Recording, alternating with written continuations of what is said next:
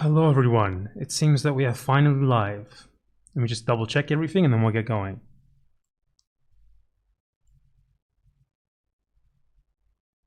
Yep. Everything and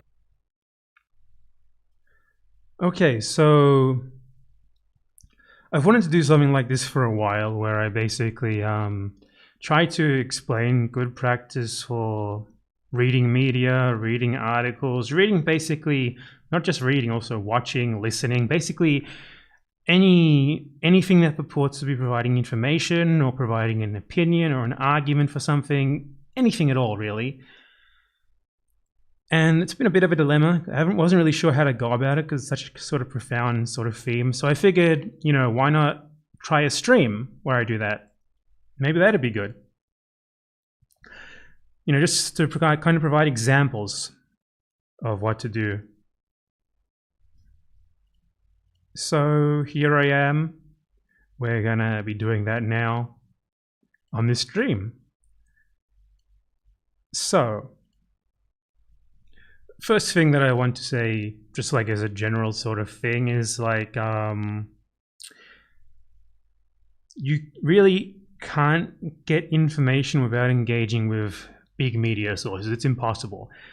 The people who have the resources do like kind of day-to-day coverage of everything, who have like correspondents all over the world, who have the sort of networks that they need to get information out there in sort of reasonable amounts of time, get breaking news out there. Now the big news outlets, they have, for example, say like the BBC will have like obviously their main branches in the UK, and then they'll have correspondents all over the world, not everywhere though.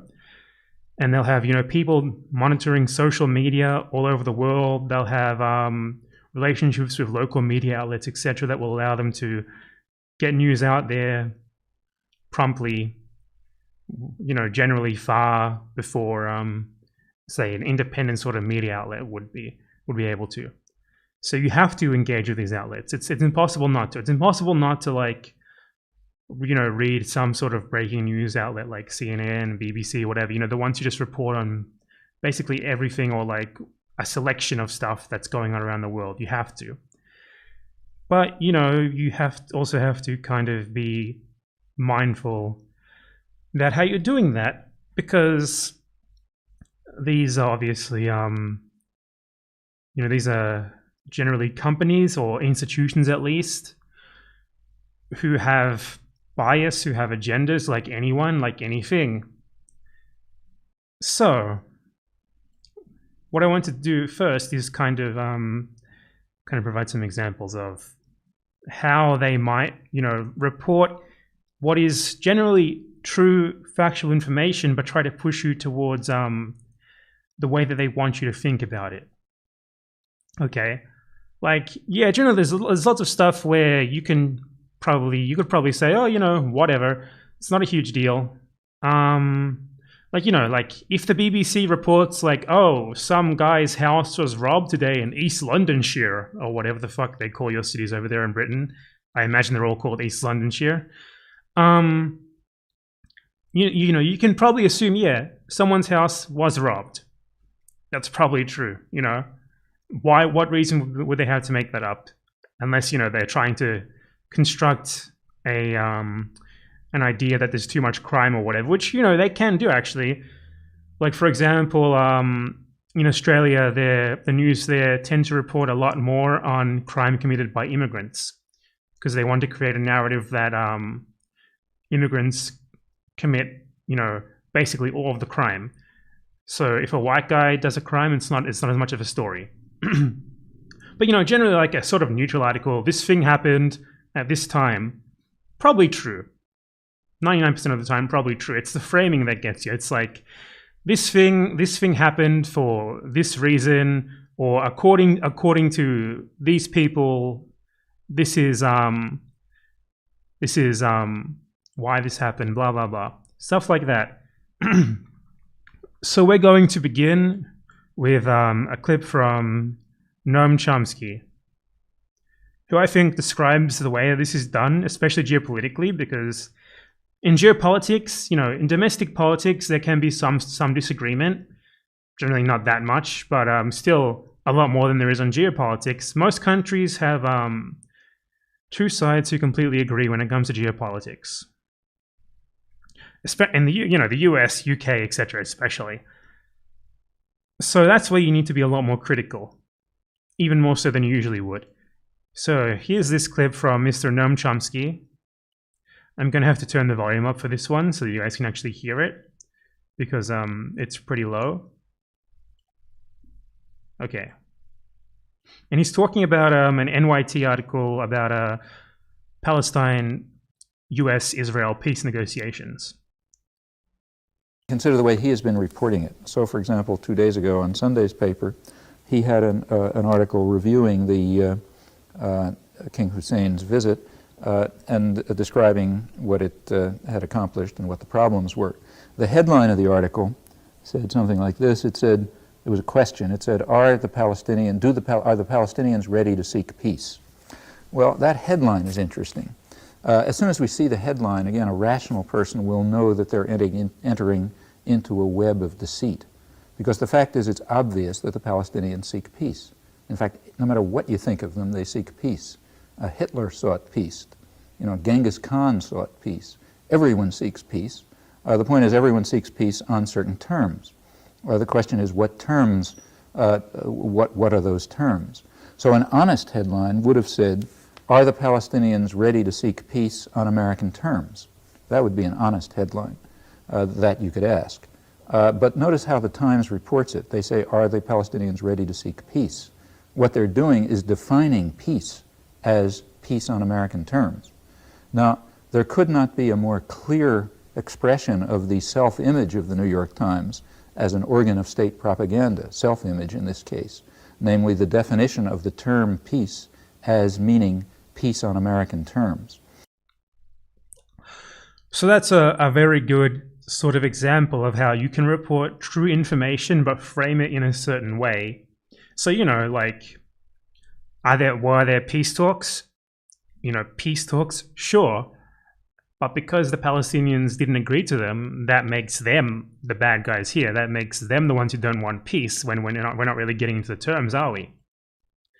Another good example of that is in Australia, the way that in Australia there are three parties. There's a Liberal Party, or three main parties. The Liberal Party, who are conservatives. There's the Labor Party, who are sort of slightly left of the US Democrats. And there's the Green Party, who are center leftish. And the Labor Party often votes along with the Conservatives, the Liberal Party. And the Greens, try to obstruct this. They try to get, additions to bills and stuff to make them more leftish. And Labor frames that as, oh, the Greens are blocking.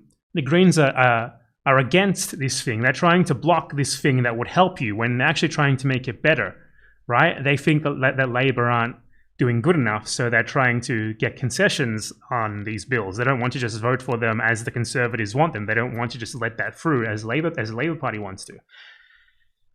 So, there's many ways you can see this even outside of the media. Another good example of this thing specifically, which I will show you in a second,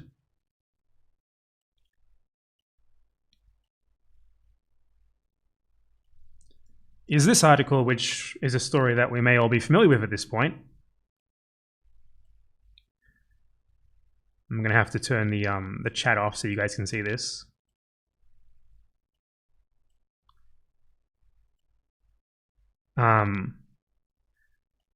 Overwhelming evidence of election fraud in Bolivia, monitors say, right? So this is kind of a different way of doing it to what Chomsky just outlined, but still kind of similar. So they present this headline as fact, overwhelming evidence of election fraud, but then there's the plausible deniability. Monitors say, right?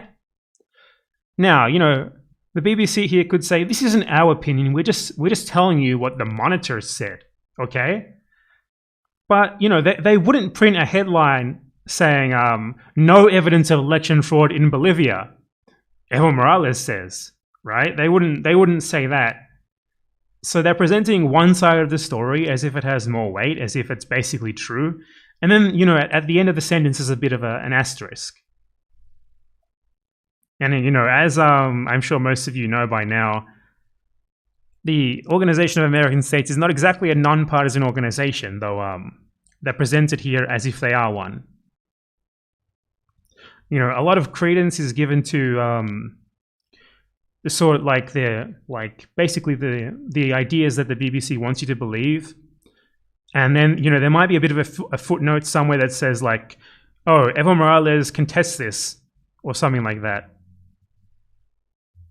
Actually, in this article, I don't even see that. See, based on overwhelming evidence, the regional body said. So it's like, this is just a regional body. It's a normal regional body, someone you can trust. Okay? Nothing weird going on. Nothing, like they don't, this article is particularly bad because they don't even, just from skimming it here, they don't even present the other side, like saying, oh, the government of Evo Morales denies that they committed fraud. Not even like paying lip service to it, right? So that's a particularly, generally they will at least provide like one paragraph giving you the opposite side, which, you know, is generally like the side that they want you to believe in is presented as, you know, it gets the headline, it gets most of the body of the article, and then they just kind of, to pretend they're being balanced, they provide you with the other side somewhere in there, just like as a bit of a token, while obviously kind of trying to lead you towards thinking it's bullshit. So you need to read for these things. For example, in this article, just using it as an example, overwhelming evidence of election fraud in Bolivia. Monitors say, okay, who says that? That's the first question you should ask. An independent international audit. Okay. Is it an independent international audit? No, it's the Organization of American States. That's not an independent international audit. It's an organization of states, as it says, right? So whose interests might this organization of states represent? Maybe the states who are in it, right? And at the time of this election, if you look it up, you will find that around 80% of the states in the Organization of American States at the time had conservative governments. So this independent audit is actually not exactly independent. It was run by an organization that at the time was heavily right-wing biased and today still is. And then to back this up, they quote Janine Áñez, who is literally the president this time, right? They don't say that Janine Áñez is the president, and at this time she was. It's Janine Áñez, a former right-wing senator. She called the OAS findings frightening. They're backing them up. It's like a feedback loop here, right? People who are biased are backing up these biased claims.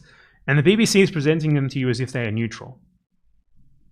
Now, of course, I've made a long video on the fraud claims in general back in last November or October, I believe. So check that out if you want to go further into that. But regardless, even if these claims were true, the way that they're being presented here is very clearly trying to, you know, sort of present them in a way where you're supposed to believe them as they are. You're not supposed to question this. It's done. It's dusted. This is the truth.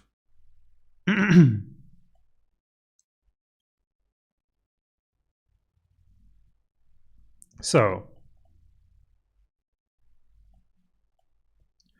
now I want to get into the sort of some more really good examples that I think are really good are mostly related to my last video, the sort of reporting on the Xinjiang Uyghur happenings in China.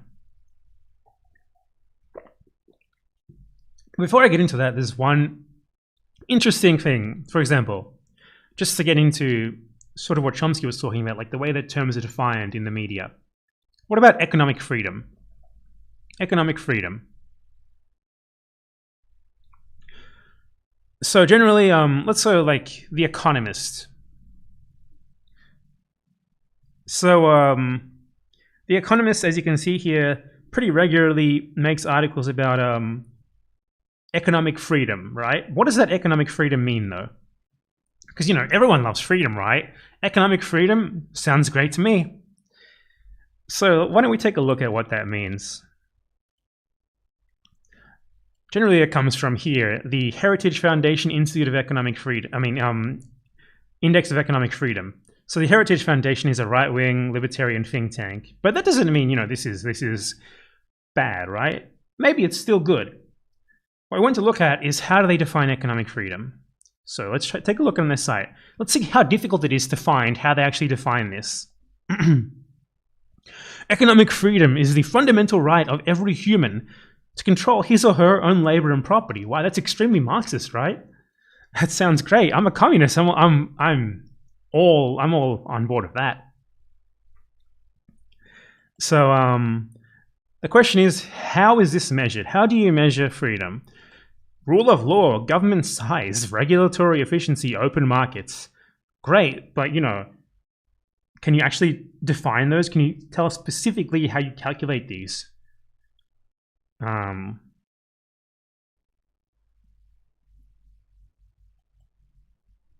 No, apparently it's pretty difficult to find that.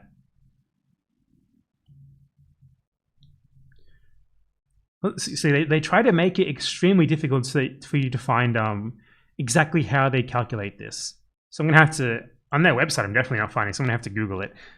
Like Economic Freedom Index, how is it calculated?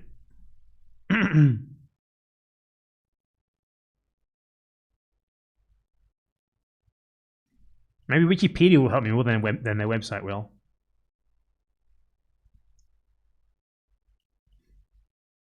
Okay, so Wikipedia seems to have like a list of the methodology used. Property rights, physical property rights, intellectual property rights. So right away we see like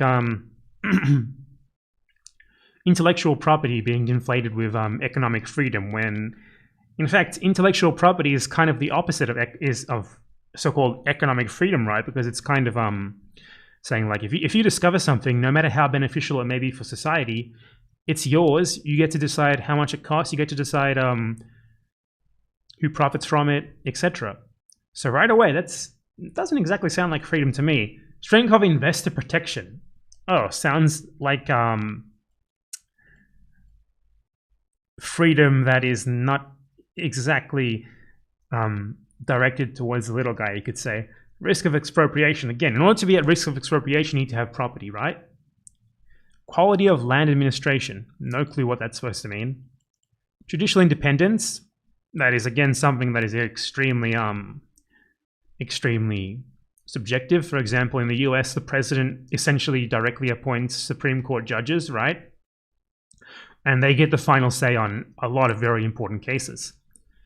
So you could say, oh, but they came to their decisions independently, right? They weren't coerced by anyone, but the fact that there's political appointment of judges alone kind of makes it so the judiciary is by default not exactly independent, right? But I'm sure in that index they would say, oh, the US is extremely independent. Quality of the judicial process, likelihood of obtaining favorable judicial decisions. I'm not sure how the likelihood of obtaining favorable judicial decisions has anything to do with economic freedom. It seems like something very subjective. Public trust in politicians. That's something that can be manipulated heavily by the media. So again, not exactly something that's very objective. Irregular payments and bribes. Again, that's not exactly something that's very easy to measure, because those are sort of things that are not exactly out in the open. Transparency of policymaking, absence of corruption, perceptions of corruption. So, if people think the government is corrupt, that alone is enough to mean it's not, again, something that can be heavily influenced by propaganda, by the media, etc. Tax burden. Here we go. So this is where you get into like the meat of what they really mean by economic freedom. So apparently, if there's a high marginal tax rate on individual income, there's no economic freedom. I mean, I do kind of agree with that, because taxing individuals is basically a way of redistributing. It's a way of putting the tax burden on individuals rather than like corporations, etc. But then the next one, top marginal tax rate on corporate income. So they clearly are not listing it there for that reason. And total tax burden as a percentage of GDP. So taxes equals no economic freedom, right?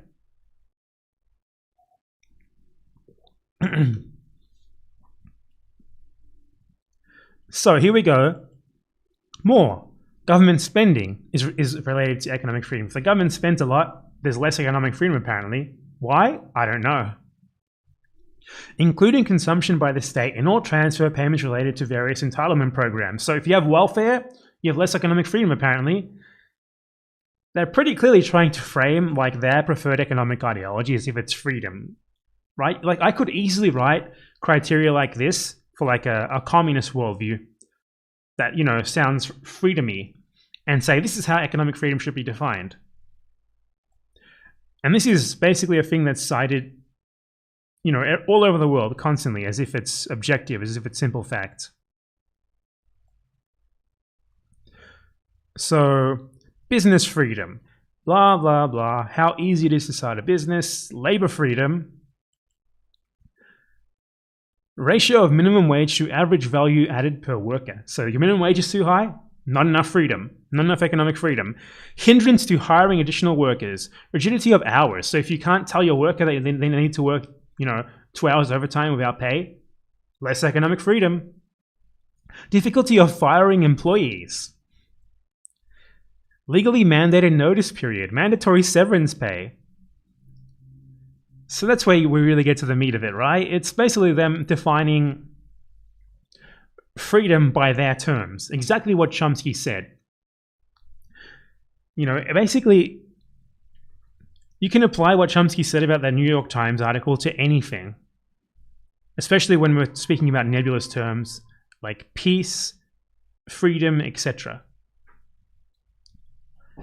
And just generally speaking, if it's from a think tank, that you know, they're even more biased than the usual media is, because think tanks are always formed from money or interests or whatever, from you know, for reasons, right? They have an agenda. They have a very specific agenda that they're trying to push for some reason, even left-wing ones, right? So you need to be conscious of that all the time. Think tanks, like, essentially, most think tanks are right-wing, you know, trying to push free market capitalism because they're funded, essentially founded by people who want that to happen, right?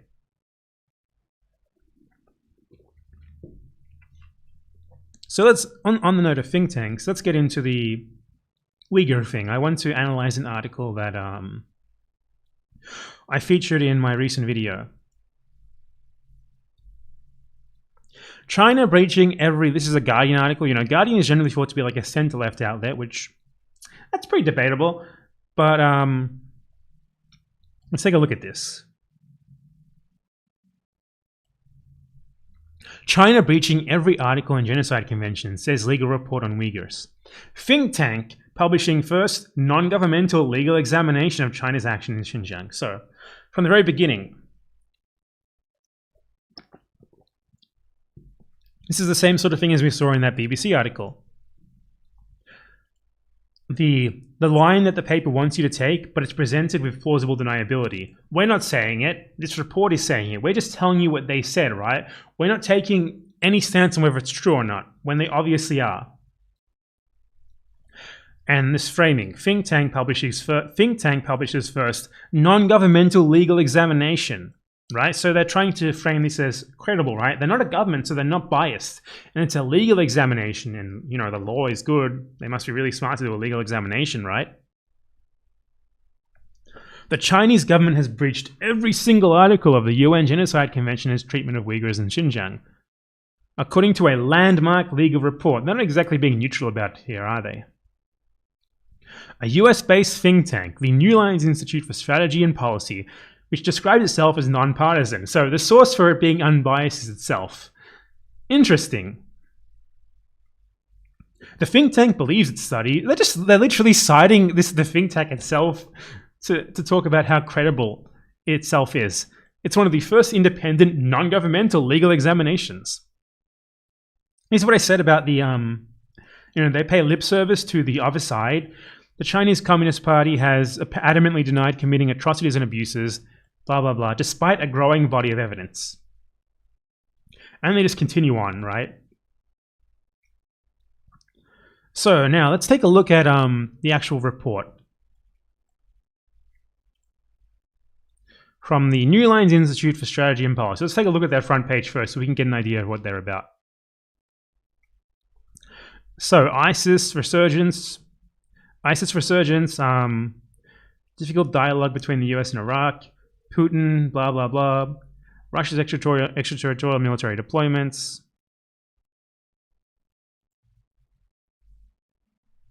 We're going to get a list of just their articles here. The Uyghur genocide, blah, blah, blah. It's kind of like, you can tell here it's kind of like a liberal sort of Democrat-aligned think tank, because they talk about things like the far right in the US. They talk about things like on domestic policy, very clearly sort of aligned with the Democrats. And when it comes to the other side, you know, they clearly take the state line on US foreign policy, you know, blah, blah, blah, Gaddafi's prison, Putin in Ukraine, just from the things they talk about, you know, right? The things they choose to focus on. Lots of there about Xinjiang, Also, when I was reading this the other day, there were also some about Syria, you know, Assad, blah, blah, blah. That doesn't mean that this is wrong, right? You know, they have a specific focus. They clearly have a specific bias. Doesn't mean they're wrong, right? So let's take a look at their report. I'm not interested in, you know, any of their conclusions. I'm interested in the evidence that they provide, because these are very strong claims. The UN Genocide Convention, to meet one article, you know, that's plausible, right? To meet all 5 articles, that is a huge claim. That is very big. So let's take a look at it.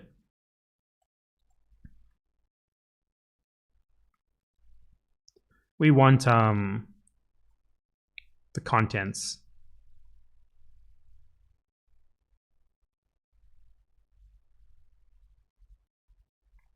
Okay, so let's look at evidence for killing members of the group. That's one of the 5 stipulations. Large number of Uyghur detainees have died or been killed under police or camp custody. Citation: for a list of documented deaths in camps. Okay. Let's go to their source. Deaths. Count 136. Okay, so now even ignoring the fact that, you know, maybe these deaths aren't corroborated, maybe they aren't real, whatever. Let's assume they're all real. 136 deaths while people are under police or camp custody. Is that evidence of a genocide, of you know, killing members of the group as part of a genocide? Probably not. You know, let's Google for a second here. How many people die in custody in the USA every year?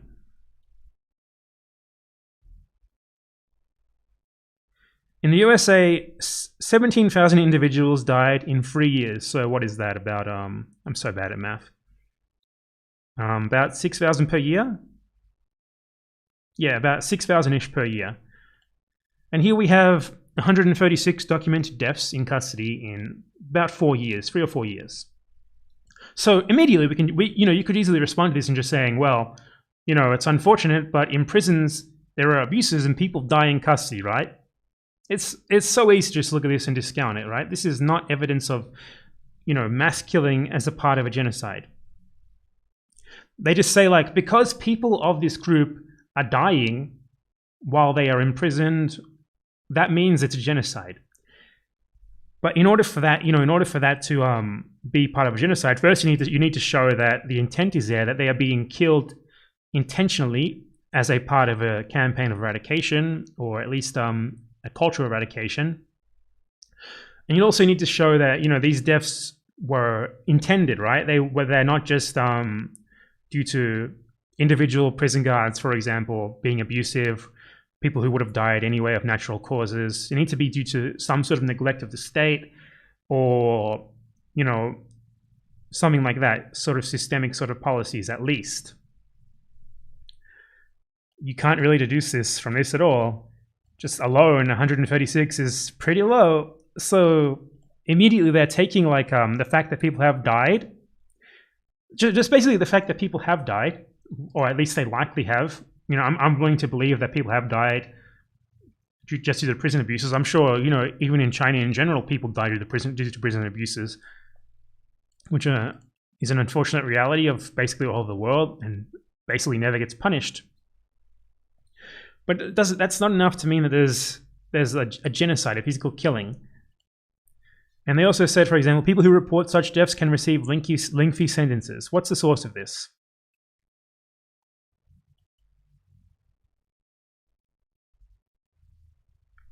Okay. At 70 years old, victim 167 was forcibly disappeared and sentenced to 20 years for reporting the death and torture of a camp victim. Victim 164. So, people who report such deaths can receive lengthy sentences based off one testimony. Okay, I'm willing to believe that this victim is real, okay? I'm willing to give them that concession. But they're taking that and they're turning it into something systemic based off one testimony, one claim. Let's see, victim 167.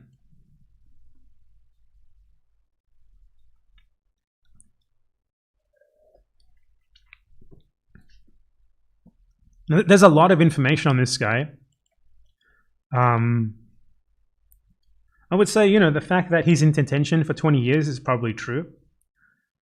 The details of the detention, like that he was put into detention for testifying, probably less true. But I mean, I'm willing to accept that this one guy was basically sentenced as retaliation for reporting the death of another camp inmate.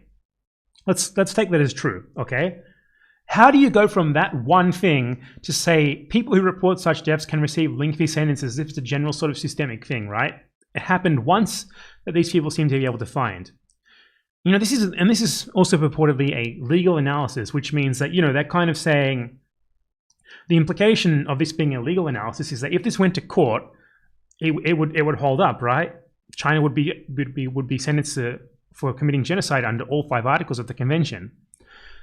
This would not hold up in court. This would get thrown out. And not even because these things are untrue. It's because, like, you know, one testimony does not prove this is a systemic issue, okay? One testimony is not enough to say that this is something that's happening regularly, that it's part of a wider campaign to eradicate Uyghur people as a culture or identity or whatever. So,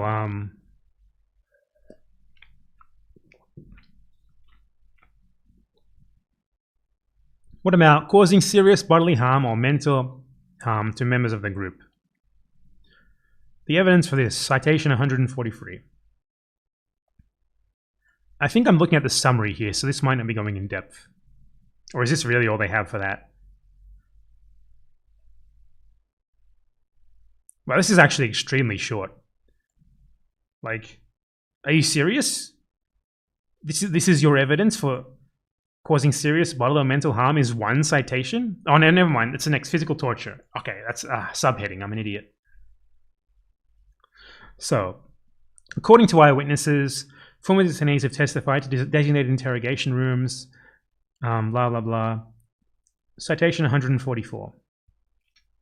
This is based on citation from 3 victims and a total of 3 victims and 1 AP News article.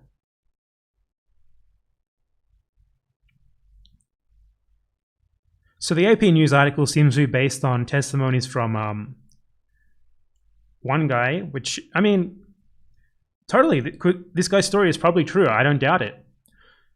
But the issue here is not that these stories are not true. The issue is that they're taking what seems to be 4 total testimonies of torture, of like really, really heinous torture, and saying this is proof that they're violating this article of genocide convention. They're also doing it as part of a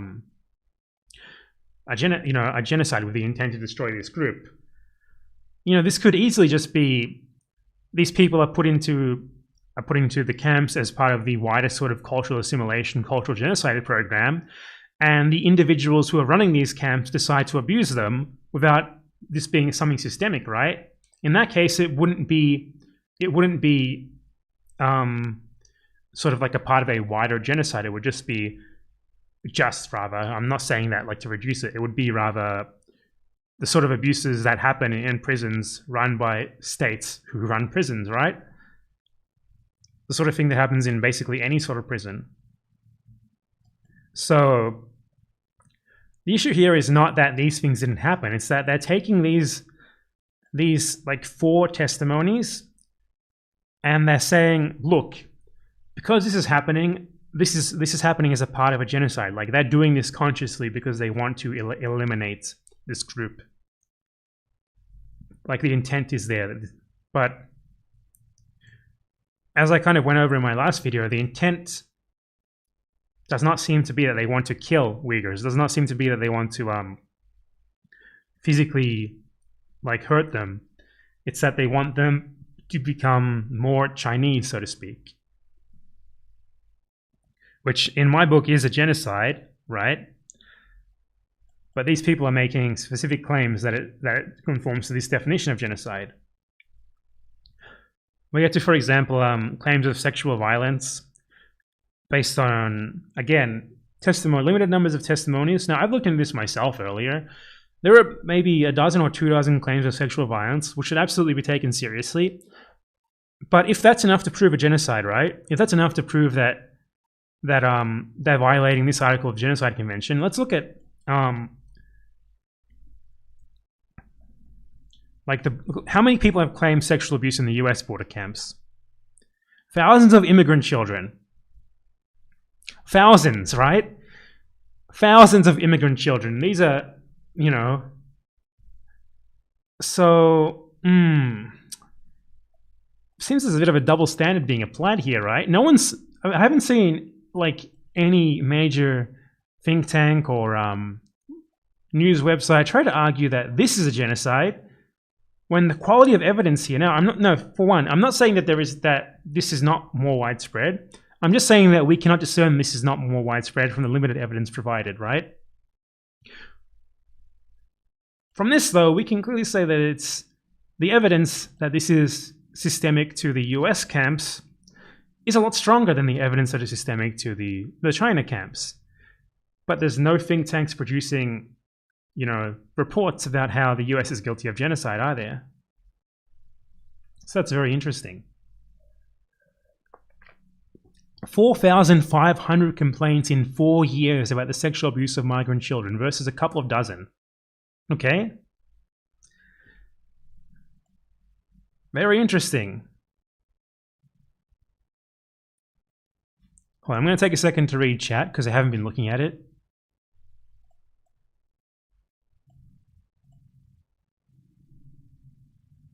Okay, so let's continue here.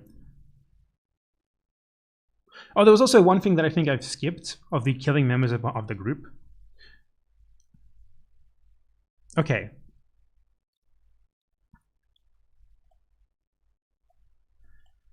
This one is a doozy. This is a really great example of how bad this report is and how it's clearly just constructed to, you know, it was constructed to try to argue for a conclusion. The conclusion was China is violating all 5 articles of the Genocide Convention. Then they went and looked for how to argue for it. It's really obvious if you look at this. Newly built crematoria in the region indicate that the authorities may be concealing the overall numbers of death and torture within the camps. That's clearly implying that this is like the Holocaust, right? There's so many bodies and they need to burn these bodies, right? Let's take a look at the source for this. Internment camps in Xinjiang's Aksu separated by crematorium. Radio Free Asia, that is a US state media agency, right? It's independent, but it has basically a mission statement that says, go out there and spread US freedom values, blah, blah, blah. So essentially, its job is to do,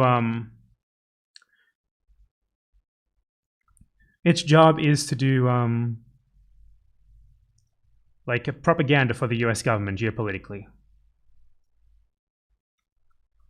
Xinjiang rapidly building crematoria to extinguish Uyghur funeral traditions. Internment camp separated by crematorium. So let's ignore the commentary here. Let's look at the actual source for these claims. Where does it come from? So, images from Google Earth that clearly show the construction of camps. Okay. Let's say the construction of camps are true. We're looking for the crematorium. That was the claim. Where is the part about the crematorium?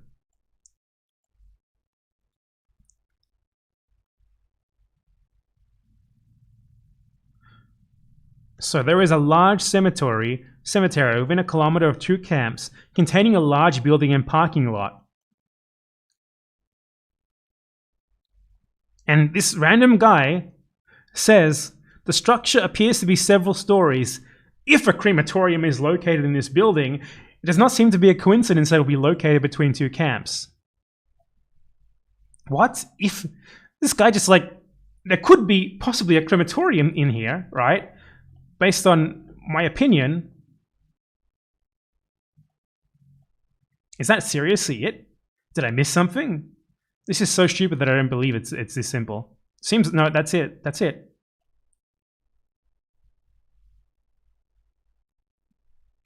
So that guy's like, you know, so we looked on Google Earth, we found these camps, and we think, and I think that it's possible there's a crematorium built within 2 kilometers of these camps.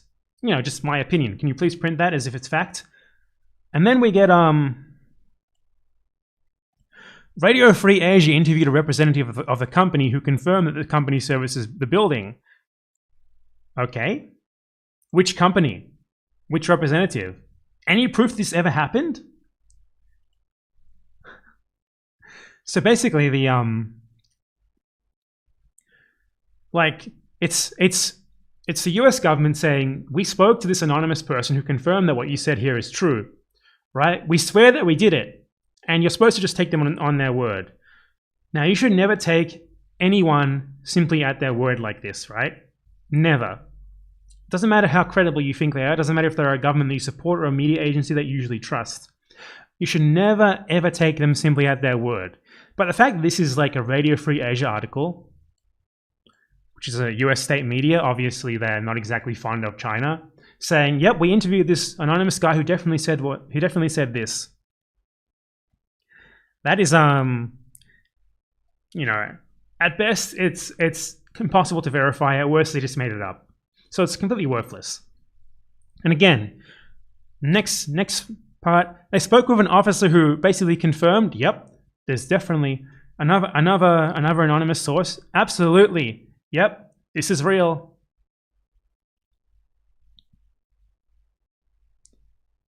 Now we have here an actual name source, Wang Tong Mei, the director of Aksu Municipal Funeral Services.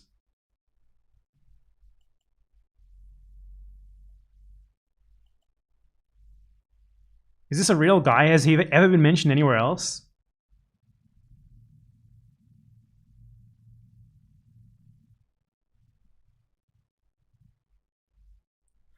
It seems that the first time this guy was ever mentioned was on the RFA article, and then everyone else refers back to him.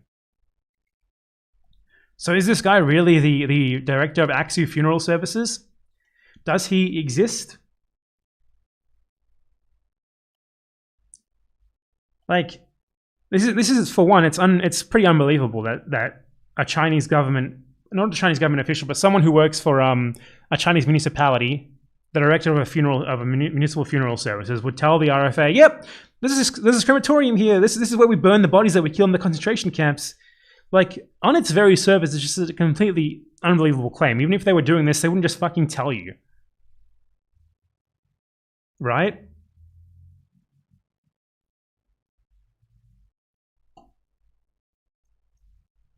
What's the next article?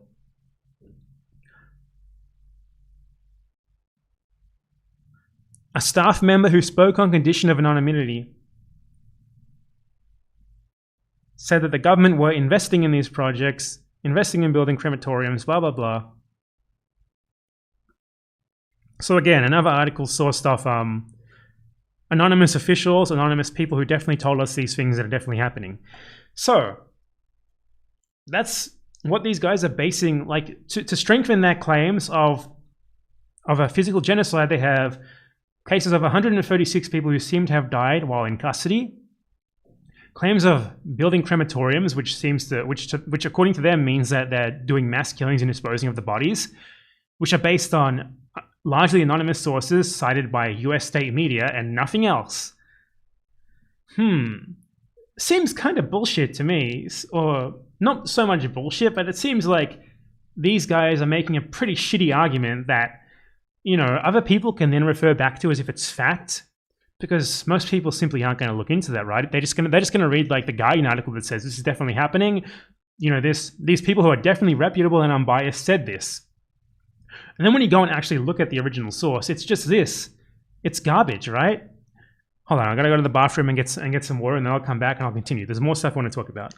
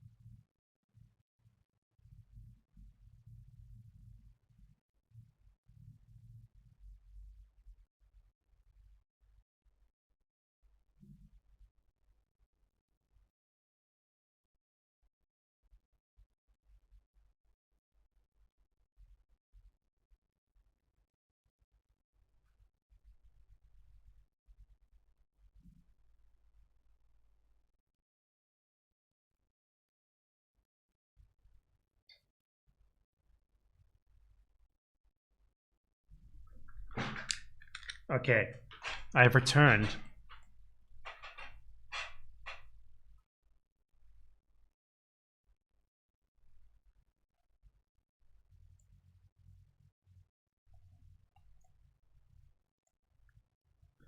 So,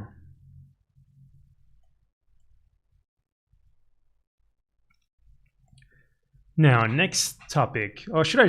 Maybe I should just stay on this for a little bit longer so that we can see.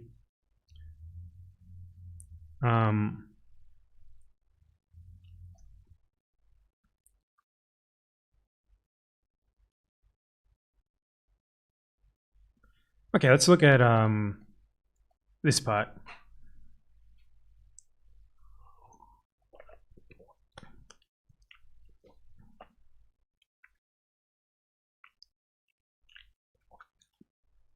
So they say, to meet the deliberately inflicting on the group conditions of life calculated to bring about its physical destruction in whole or in part bit, they say, sorry, I've unfortunately got sick just today before doing this, so my throat is a bit screwed up. So, Uyghurs have been expelled from their homes and sent to internment camps en masse, where they are deprived of adequate clothing, medical care, food, shelter, and often only then released directly into forced labor schemes. Okay. No citation for that.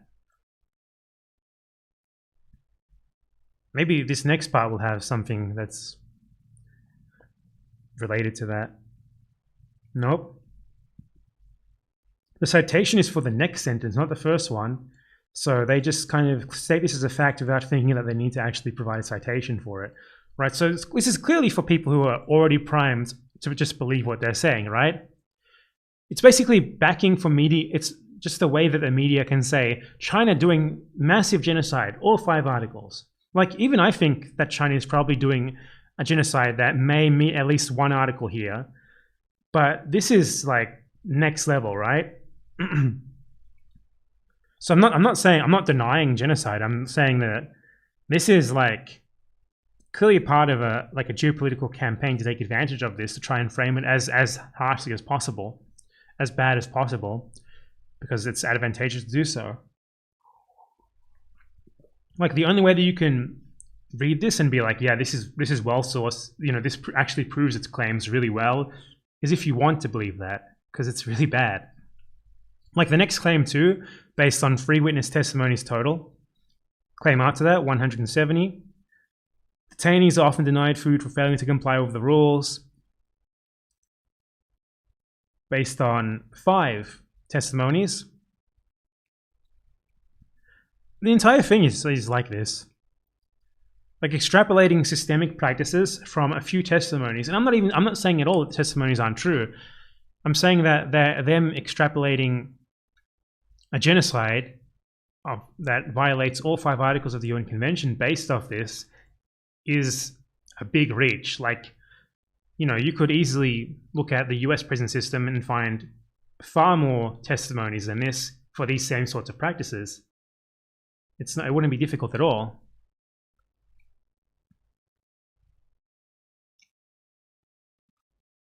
So this is another one. IED placements. In 2018, 80% of all new IED placements in China were fitted in Xinjiang, with only 1.8% of the Chinese population. Let's look at that claim. This one is references in Adrian Zen's article. Now, I want to note that I think the sterilization or preventing births is the probably the strongest claim in that you could relate to the Genocide Convention for what's going on in Xinjiang. But the evidence for it is pretty circumstantial thus far. Like there's always, you know, if you just look at birth rates, you can easily make an excuse like, oh, you know, China just happened to implement the 2-child policy more stringently in Xinjiang in that year, so births dropped. And you know, I think the 2-child policy is really bad by itself, but if they're doing this as part of a campaign that everyone else is also technically subject to, then you can't really say that it's a genocide, right? Because they do the same thing to their own sort of ethnicity, or the other Chinese ethnicities too. So let's look at this. I want to note something very interesting. They say in this report, 80%, where is it? 80%.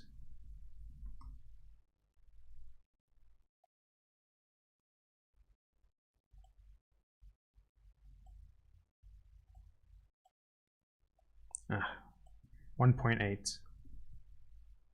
Okay, 80% of all new IED placements in China were fitted, a region with merely 1.8% of China's population. What does it say? 80% of all net added IUD placements in China, calculated as placements minus removals. That's not the same thing as all new IED placements. And I want to note, this has been changed. The original claim, if we go to here, the original claim was net added IUD placements, was net simple placements. It wasn't net added, it was placements. What's the wording on this? Are you kidding me? I'm gonna have to scroll down to it. Okay, what page is this? Page 2. One moment.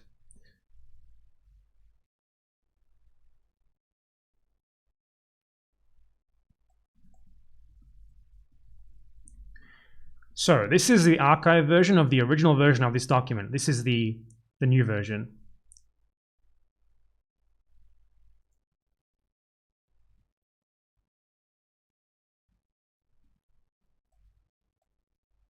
I keep losing where I am like a moron. Page 3. Okay, here, this is the new version. In 2018, 80% of all net added IUD placements in China were performed in Xinjiang. Old version. In 2018, 80% of all new IUD placements in China were performed in Xinjiang. Okay? Yet this one is taking the claim of the old version of this article, which was disproven. Because Adrian Zenz took 80% as 8%. He took 8% as 80% rather, right? So he changed his claim in a way that he thinks fits, right? So he changed his claim from new to net added without actually going and revising anything. Now, net added is a big difference, right?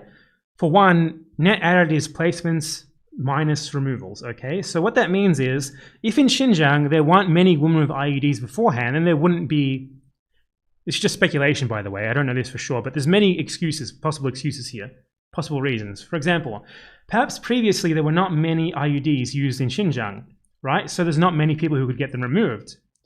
So that would explain why they have a lot more net added IUD placements. Because as pure volume of placements, it's 8%, okay? Not 80. Yet, so when Adrian Zenz was called out on this, he went back and he changed his article to net added. He basically went and he said, okay, how can I still say 80%, but slightly change the wording a little bit so that my original claim seems that it's correct? And he went with net added. Done. Okay? That's a clear indication of someone trying to argue for a predetermined conclusion. And so, yeah, right? Like, sure. The thing here is that if there was like a massive campaign of new IUD placements in Xinjiang, you would expect it to be a massively disproportionate amount, right, compared to the rest of China, as he originally said. Like simple insertions, right? You wouldn't need to provide the number for removals, right? It's kind of irrelevant because those IUD placements that were placed earlier wouldn't have been a part of this campaign, which is purported to have begun in 2017. Yet, apparently he didn't find sufficient evidence for that, so he decided to change his idea here. He decided to change like his justification and kept the rest of the article exactly the same. Didn't change anything at all. So yeah, it's a great example of how these people are pretty willing to misinterpret what they see and not exactly subject to much scrutiny. Does this mean that their claims are wrong? No. A lot of times, like the documents that they cite do say what they say they do, but not in this case. And even when they don't say what they say they do, they don't go back and issue a correction. They go back and change it as if nothing changed. Like the reader is clearly expected to be primed to read, to not criticize what net added means in relation to just new, because 80% of all new IUD placements, that would be ridiculous, right? That would be basically clear evidence that what they're saying is true. 80% of net added, 8% of total new. That's a very different claim, okay?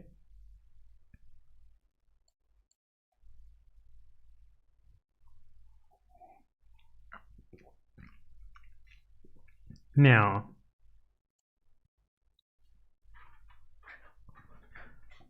so let's read a bit more of this article.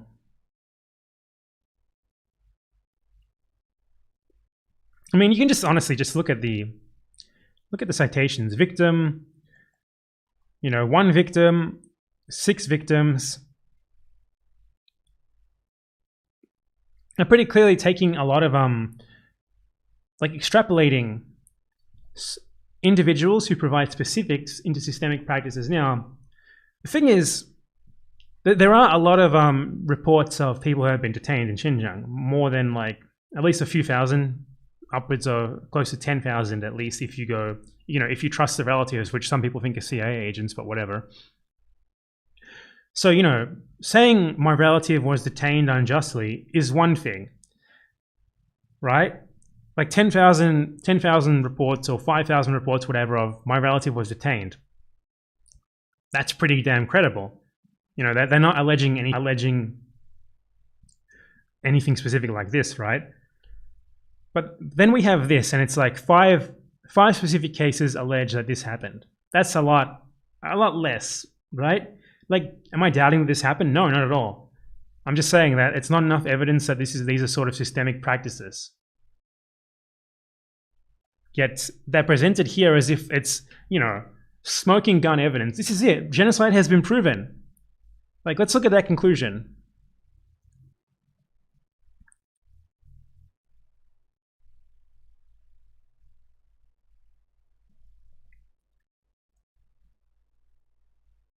I just scrolled past it.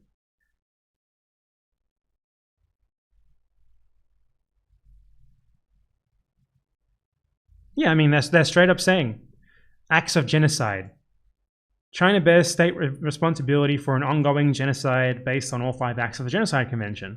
They're making a huge claim based off relatively little evidence that this is part of a genocide, right? That this is like, these are conscious sort of policies implemented as part of a genocide.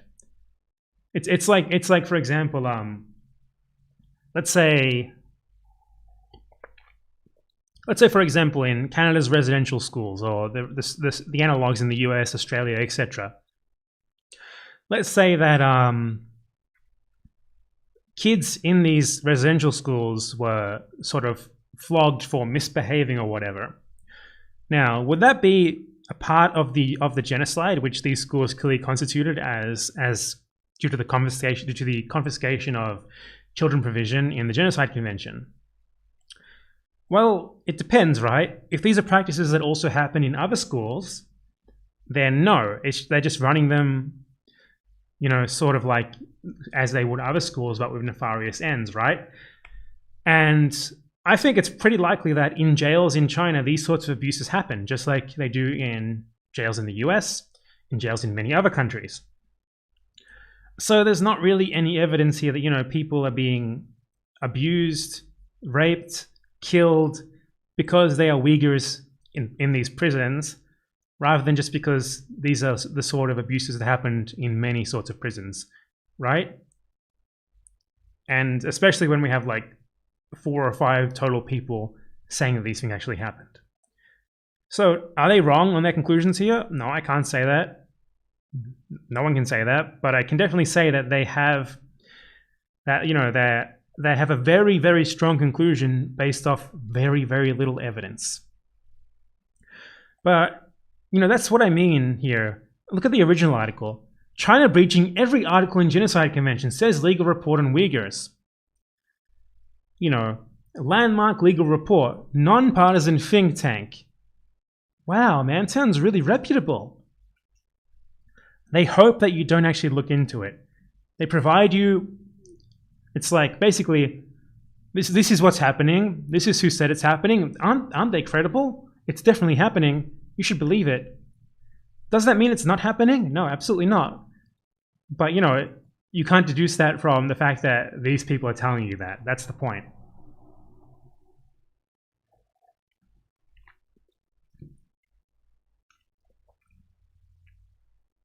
Now, another thing that often happens is something that the so-called tankies like to do. I'm a tanky, by the way. I love tanks.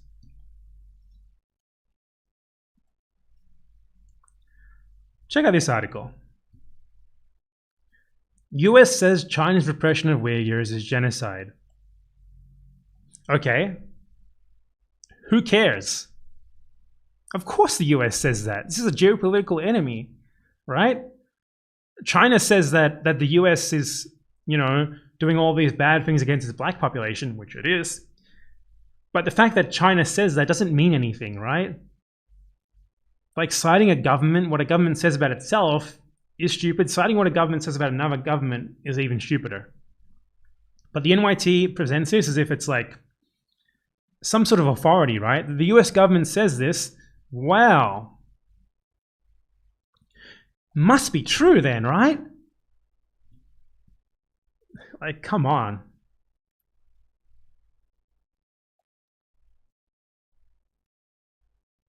So, I kind of wanted to like ask chat, like if you guys could like link articles or something, but maybe that's a bad idea. Like link articles that you would like to see me read and go over. So let's look at, for example, the front page of the New York Times. Young migrants crowd shelters, posing a test for Biden. So what can we deduce from this title here, right? It's kind of like framing Biden as the victim here, right? Like, the young migrants are crowding shelters. They're flooding into these shelters, right? There's no room for them. And Biden's like, oh, I don't have enough room for them. I need to get enough room for these kids, man. I'm such a good guy. That's the framing here, right? It's not policies of Joe Biden result in crowded migrant shelters. It's not Joe Biden. Joe Biden is responsible for crowded migrant shelters. No, it's Joe Biden must handle these crowded migrant shelters. Interesting, right? The framing there is clearly designed to make you think that the government, who's literally responsible for this, is not responsible for this. It's kind of out of their hands, right? Like maybe in the future they'll be responsible for it if they don't pass this test, right? It's what I said on Twitter a while ago. Hold on, let me find it. And with an even worse headline.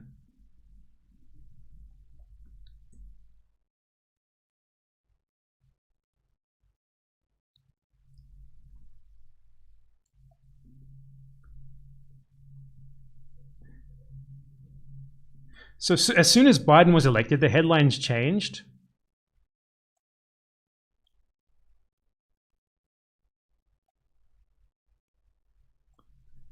Let's look.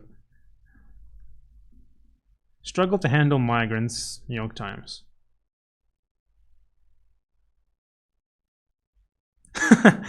This is an Obama article. Obama era article.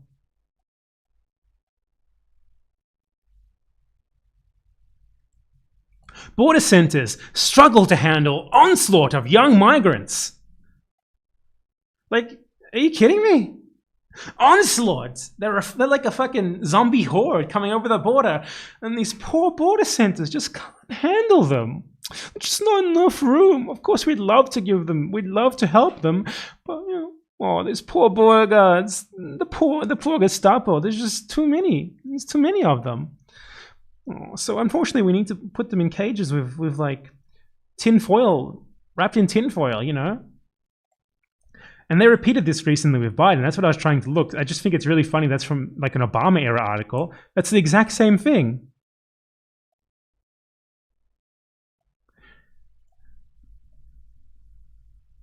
Let's see if I can find it.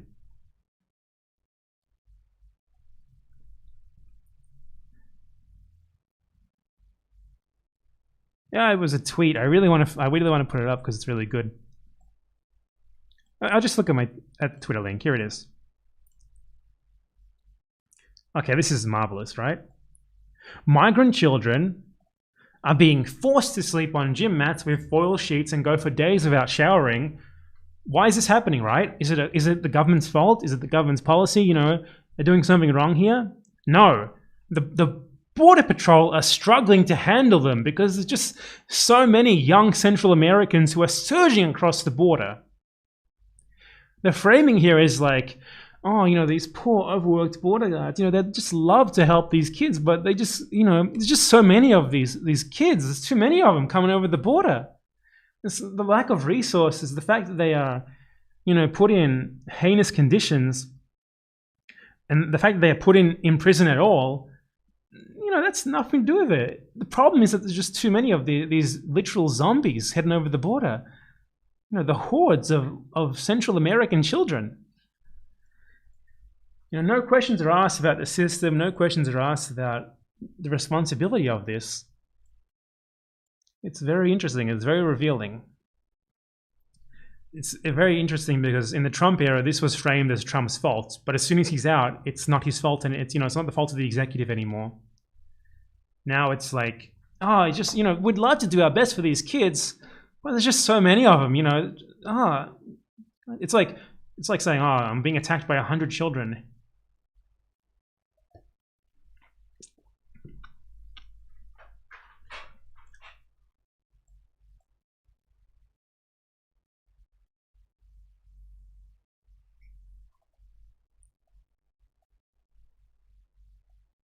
Okay.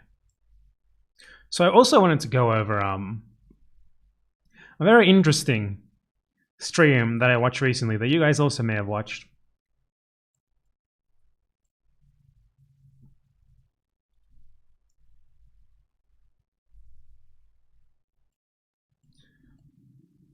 This is a research stream in which Vosh stated multiple times, man, I feel like a real journalist. Let's take a look at some of his research here. What I mainly want to talk about here is the backing behind certain claims made in, not just in the Western media, but media in general, right? Like, we need to always ask, what backs these claims? If a document is presented to you, it's like, what backs the authenticity of this document? So let's look at a case first, for example. Let's look at Edward Snowden. Just using Wikipedia, because this is, really well known.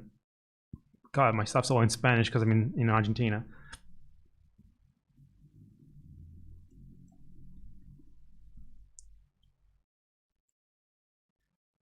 Now, so Edward Snowden contacted Glenn Greenwald and another journalist whose names I don't remember.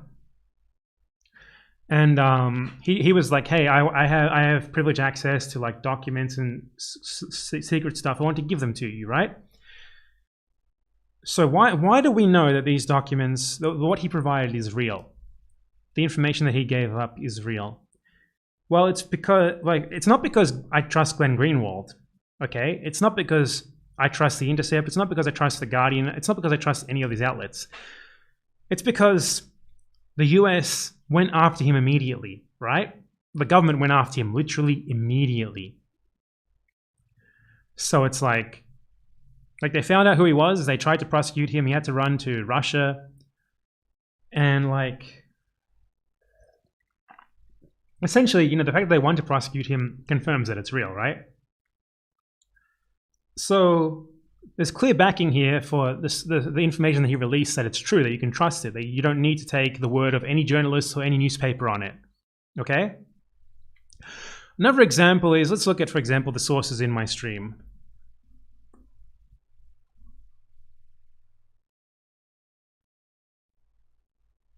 There's a lot. So let's look at, for example, this document, which is a Chinese government document. Why do we know that this document is true? Why do we know that it's authentic? Because it's archived directly from a Chinese government website, okay? That's how we know. So we have clear, absolutely zero reason to doubt that this is a real document, right? It's impossible. I mean, I guess it would technically be possible for archive.org to go and install this, like a fake document on their servers, but that is pretty far-fetched. So it's not like 100% true, but basically 99.9% true. Because you can clearly see it was archived from this website. Now, let's take a look at the questions that Vosh asks about the documents that he looks at. He looks at two separate anonymous documents from the Chinese government, one provided by the NYT, one provided by the International Consortium of Investigative Journalists. So, hold on, I'm looking at my timestamps so that I don't waste anyone's time.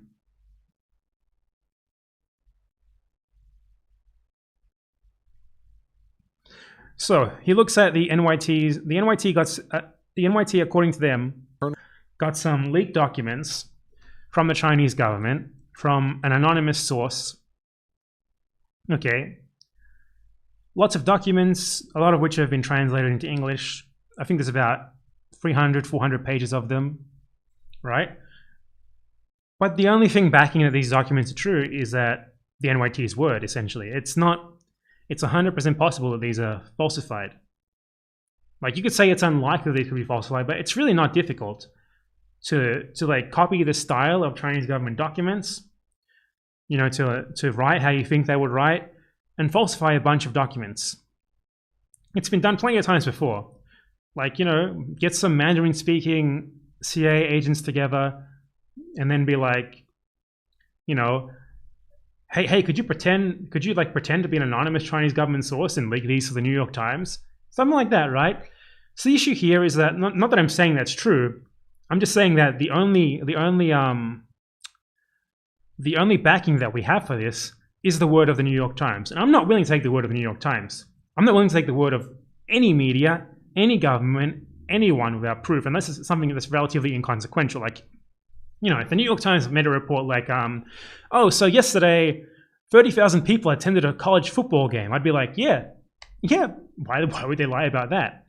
It's the impactful things that they lie about, like this, okay? So let's listen to this for a second. Mr. Xi, 102 pages of internal speeches by their officials, 161 pages of directives and reports on the surveillance and control of the Uyghur population in Xinjiang, and 44 pages of material from internal investigation into local officials. Oh, you can even see the redacted lines. That's pretty cool. Can I get the actual document, though? Please? I can see it here, but I need the document in order to translate it.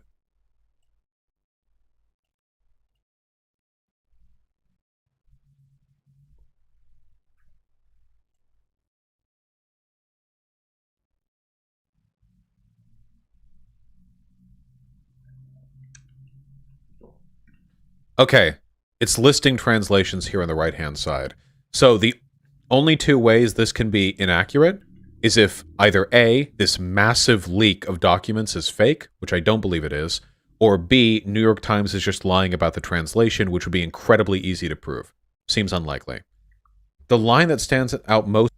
Okay, so he says, like, the first one, just seems probably not true. Wow. That's seems very willing to just accept them, right? The translation point is true. If these were badly translated, that would be really obvious. Like, but I mean, the first point is that he's just willing to take the New York Times at their word on this. And it might even not be the New York Times. These documents could have been falsified and then given to the New York Times from a source misrepresenting themselves, right? They might not even know that they were faked. And I'm not saying that they are fake. I'm saying that we cannot tell. That's why I don't want to cite documents like these in my video, right?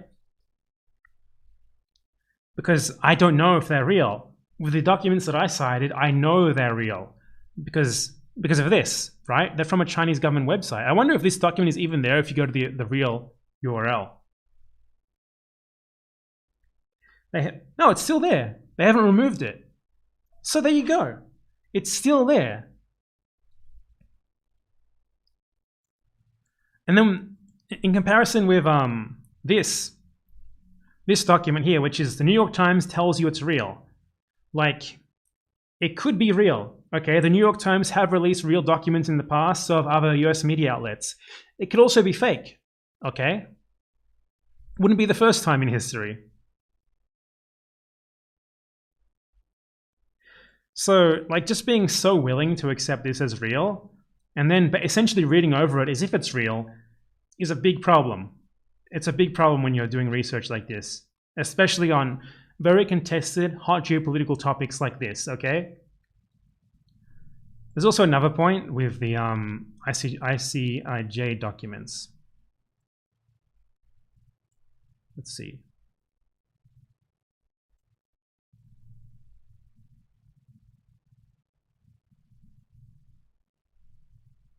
Also have the court case, which I'm very interested in taking a look at. Have the originals listed here, and I want to be clear, they aren't faking the translations, because if they were, it'd be really easy to prove it. All you'd have to do is look at the original and go, guys, like anyone could do that, All you have to do is speak both languages. The final page says, just kidding, guys, it was all a meme. Yeah, maybe. So I trust these translations, I do. And they come from a reputable org, whatever. Okay, so trusting the translations is fine, I agree. I don't think these translations would, I don't think they'd get very far if the translations were bullshit.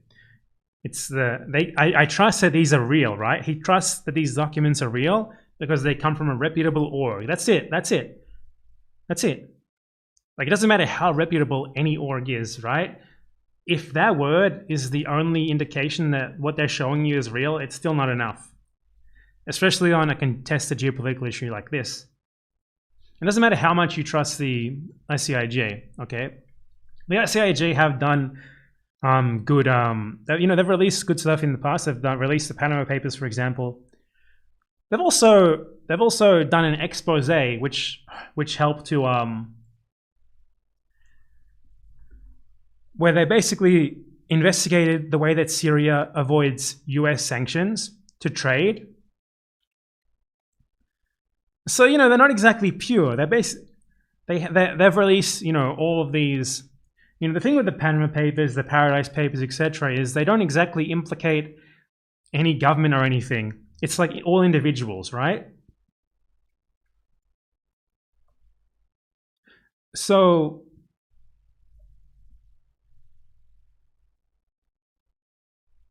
see, the way that they frame this investigation here was the issue.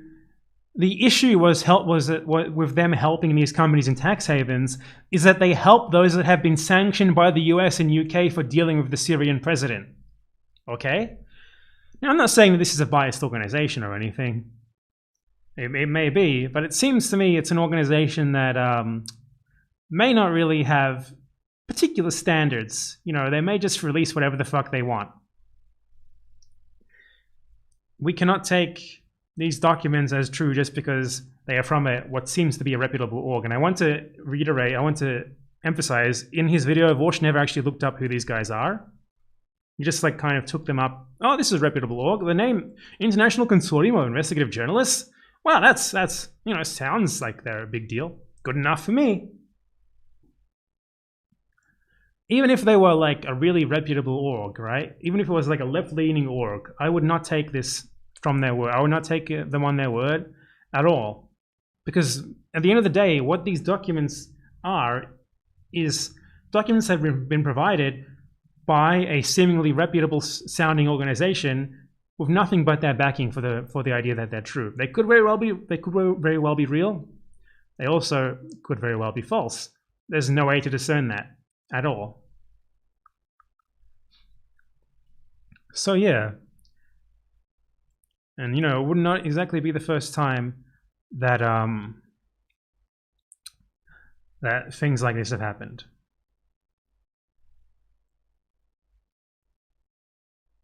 So that's why I didn't cite these sorts of things in my video, because I don't want to cite, you know, documents that can just so easily be said to be fake, because there's nothing proving that these are real. Absolutely nothing. They might seem real, they might seem plausible, doesn't mean that they are. So what else? Oh yeah, I also want to talk about you know, the stuff that I'm saying here. You know, there's different standards when we're dealing with sort of the past and the present, right? In the present, things are not very like a lot less clear, okay? In 20 years from now, we're probably going to have a very, very clear picture of what was happening in Xinjiang around this time. Very, very clear, much clearer than we do now. You know, the benefit of hindsight, from the releases of new information, new documents, etc., declassifications, whatever. So it's also less impactful as well, right? So, for example, many assertions made by historians that are accepted as basically as historical consensus would have no chance of making it through a court of law, right? Something like, for example, Jesus was a real person who existed. Most historians believe that. Only a few quacks don't. If you tried to prove it in court, you would fail.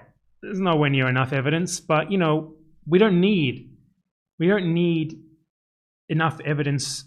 You know, we don't need to prove it like beyond a reasonable doubt, right? We just go with what seems like the best conclusion based on the evidence that we have, with caveats included, right? So you can say things like Lenin's testament, where he denounced Stalin, seems like it was probably real, with a bit of an asterisk that there's one big historian that says that it wasn't, okay? But most historians think that it was real, and people who have analyzed the document think that it was real. It was treated as real by basically everyone in the Soviet Union after it was released.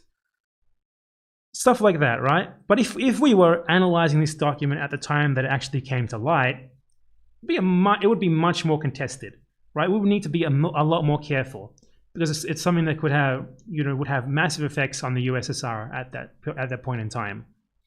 It's just taking it like, you need to go through like a handwriting analysis. You need to try to corroborate it through other things that Lenin said and did, interviews and stuff like that, etc. And that's basically what historians have done, but they've done this in the future, right? You wouldn't have had that sort of access back then.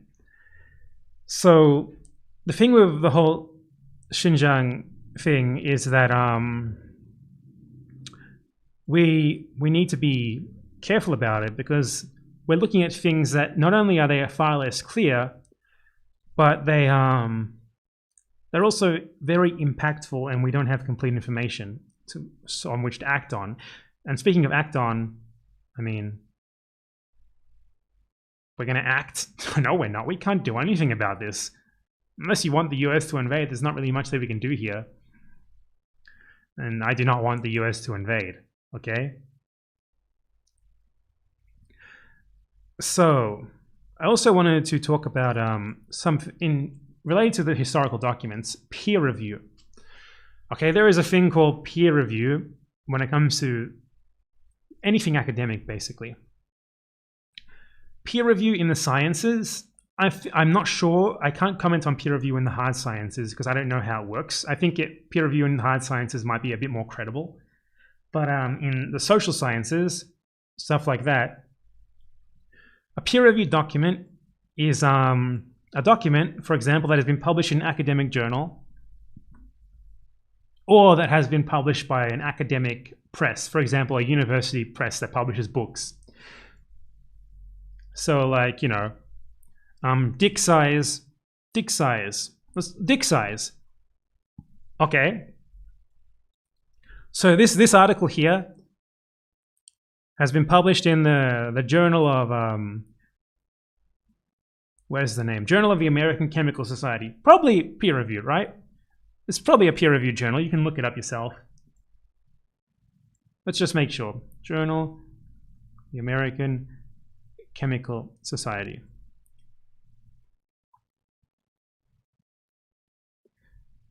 Yep, it's a peer-reviewed journal, okay? What that means is that other academics who know about the field have read the article without knowing who wrote it, and they've basically read over its argument, looked at its sourcing, and said, yeah, it seems pretty sound. But that doesn't mean that what it says is true. It doesn't mean that its argument is true, right? It just means the argument is of good enough quality that, it merits being published, okay? And it could also mean, maybe the peer reviewers didn't check every single source. Maybe they just skimmed over them.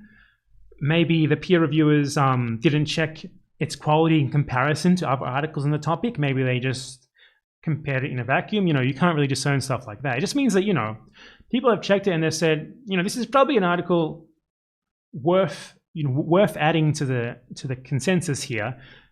That doesn't mean that its argument is true by itself. A good example of this is an article that I analyzed for my Churchill video. Dick size is my only autocomplete. Epic. My Bengal famine video. I wonder if it's available. Oh, it's not freely available.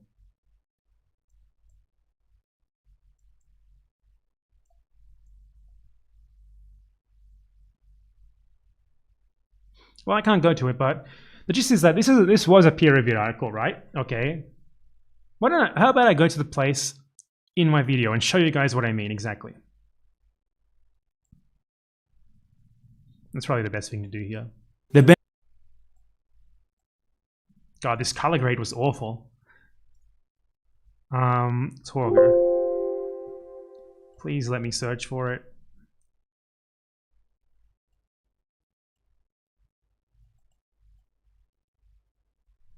Mark by Torga. There he is.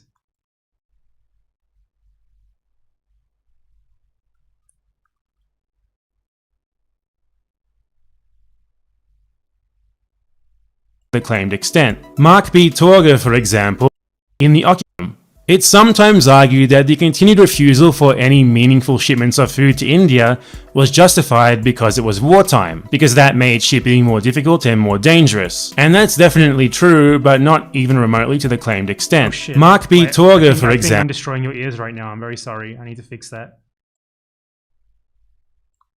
Sorry, the volume was up too high because I had it up for watching the Vosh clip. Okay. Sorry.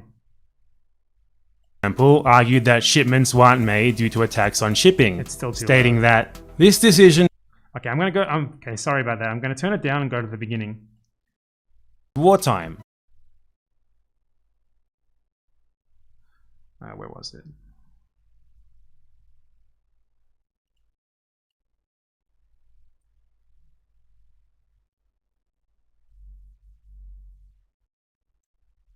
Expense of the army and necessitates increased supplies from home. It's sometimes argued that the continued refusal for any meaningful shipments of food to India was justified because it was wartime, because that made shipping more difficult and more dangerous. And that's definitely true, but not even remotely to the claimed extent. Mark B. Torger, for example, argued that shipments weren't made due to a tax on shipping, stating that this decision has to be viewed in the context of the Nazi and Japanese attacks and the Allies' efforts to resist them. During the first 6 months of 1943, these attacks lost the Allies and neutrals more than 2.1 million tons of shipping. In the Indian Ocean alone, from January 1942 to May 1943, the Axis powers sank 230 British and Allied merchant ships, totaling 873,000 tons. In other words, a substantial boat every other day. These numbers sound like a lot, and this probably seems very convincing on its own, but this argument falls over when those figures are put into context. For example, Britain alone, with its already massive civilian stockpile, aimed to import 27 million tons of civilian supplies in 1943, yet the infinitely smaller shipments of relief that were being requested for India and Bengal were constantly refused. That 2.1 million tons lost by all of the Allies and neutrals in 6 months is not as significant as it may seem in the grand scheme of wartime shipping. It also makes the 873,000 tons lost in 17 months in the Indian Ocean kind of look like nothing at all, especially since 12 of those 17 months were in 1942. There's further context that makes it clear that this So that's just an example there. I hope it made sense without the wider context of the video. But it's a really good example of how, like, excuse me, of how you can have a good article that makes a good argument, more than good enough to pass peer review. You know, I think his article was, you know, a fairly decent argument. But when you look at it with more context, it kind of falls apart really badly, right? Because he presents these numbers as if they're really big numbers, as if, you know, those numbers alone are big enough to disprove it. But then when you look at what those numbers are in context relative to the rest of shipping, they're actually not very much at all, and not really a big justification not to be sending food. Because his argument was, because they lost this much shipping, it was too dangerous to send food. But then I was like, well, if you look at the total amount of shipping, the amount of shipping that they lost there wasn't really that much. Right? So that something is peer-reviewed does not mean that it's correct. That something is peer-reviewed probably means that the sources that it cites are true. Like the source that he cited there for the 800,000 tons of shipping being lost in the Indian Ocean is 100% true. Okay? The source says that. The issue is that he didn't then go and contextualize it. But still, does that mean it's not good enough for peer review? I don't know, it depends. I think it was, but still, it's like, you know, peer reviewers are not experts on everything. They're just like other historians, right? So they're reading this, like, and they're not looking for these sorts of things that someone who was an expert on the field might catch, nor are they really looking into them that deeply. They're just like, is the argument here sound? Is the logic sound? Is the sourcing good? Is it written in a professional way, etc., right? So peer review does definitely, you know, it elevates something above like a random blog post, but it doesn't mean that it's authoritative. It doesn't mean that it's true. You need to read these things in the broader context. You need to read multiple things on the same topic. You need to, you know, engage more in what they call a literature review, more so than just reading one thing or any couple of things and taking what they say as fact, right? And hold on, I'll continue this in 1 second. Got to go to the bathroom again because I'm a human being and I have a bladder, which is terrible.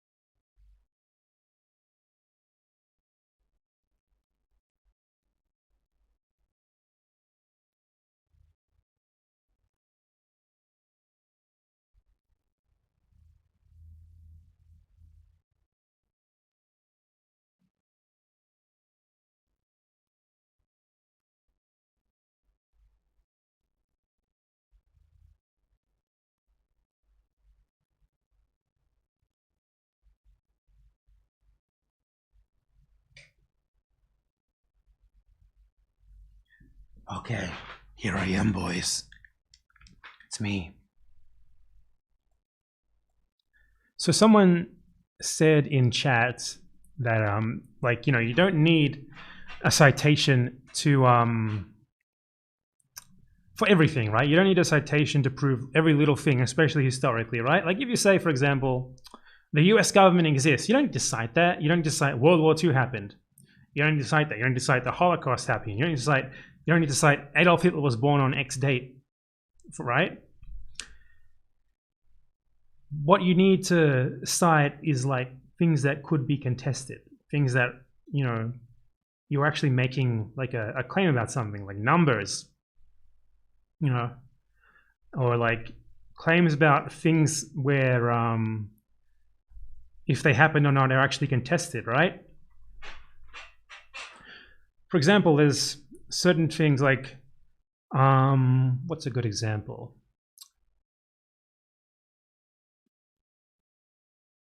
I mean, I don't know, like the Holocaust happened. That's true.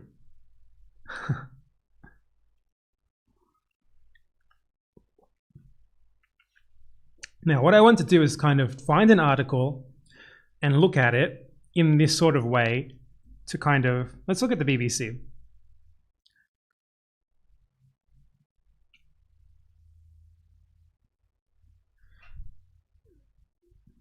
What about this one? Terrorist act at Iranian nuclear facility.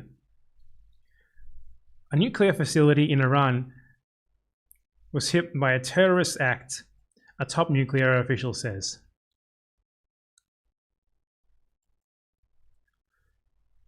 So this is according to the Iranian government. So what can I deduce from this? One, an attack probably happened, right? It's hardly unheard of for attacks on Iranian nuclear facilities to happen. I mean, there was the assassination just a couple of months ago, right? So probably happened. Iran claims that it was due to Israel, which, I mean, is a plausible thing to claim, but I'm not going to take their word on it, and neither should you.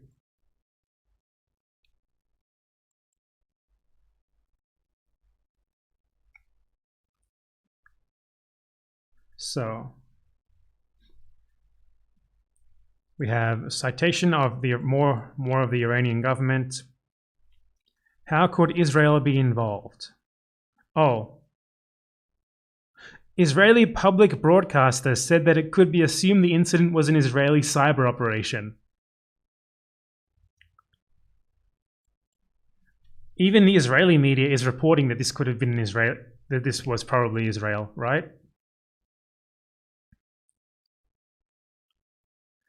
Even like a bunch of like, so yeah, this article, right? You have to read it. You have to look at who's saying what and think about why, right? So this is a BBC article. They're presenting both sides here. And both sides literally agree, right? The Iranians like, this was Israel, this is bad. And the Israelis are like, this was Israel, this is good. So there's not really much of a reason to doubt any of this. And that's an example of like how you should read this stuff, right? You need to look at who's saying what their evidence is, what the other side is saying, what their evidence is, etc. And never just take anyone at their word. Unless it's, you know, something that's relatively unimportant, as I said. Like, just, you know, if Chinese state media says, China building new bridge in whatever province, okay, fine, great. 100% sure that's happening. There's no reason to doubt that. If Chinese state media says, new bridge attacked by evil Uyghur terrorists justifying bigger crackdown, that's something that you might want to doubt. There's differences here, right? I'm trying to find something here that is actually kind of there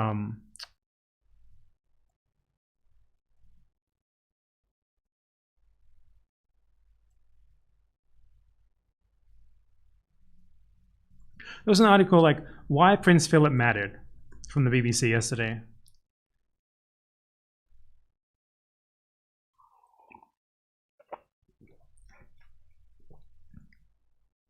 How is it not there? It was, I saw it. Maybe they deleted it because it was a bit on the nose.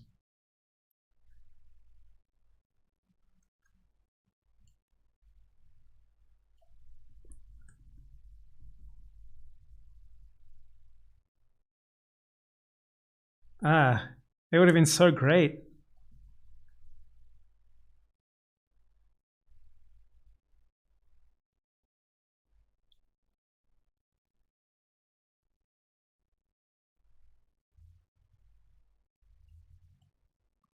But basically, it was an article that was titled Why Prince Philip Matters on the BBC. And just from that title, you can see, right? Oh, there it is. Prince Philip, who he was, what he did, and why he mattered.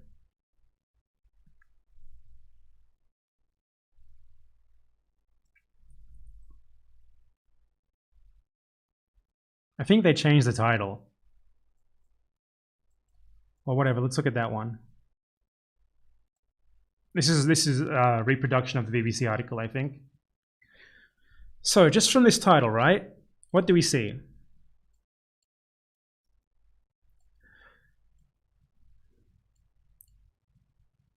We see that the BBC wants us to think that Prince Philip matters, okay? So there's a clear agenda here. They're trying to convince us that this guy who just died matters. And that also betrays something else, which is that, you know, they think there's a chance that people don't know why he matters or don't care or don't know what he did, don't know about any of this, right? So they want to convince you that he matters, right? Basically, they want to convince you that the royal family is good. That's what this serves. Right? If Barack Obama died tomorrow, for example, there wouldn't be no article saying why Barack Obama mattered. Everyone knows who he is, everyone knows what he did, everyone knows what he was. Okay? But Prince Philip, it's like, so this is this old guy, he's married to the Queen, right? He's impossibly rich, he lived a life of incredible luxury, never worked a day in his life. Here's why he mattered, okay? Very different. You can see there's a clear agenda at play here.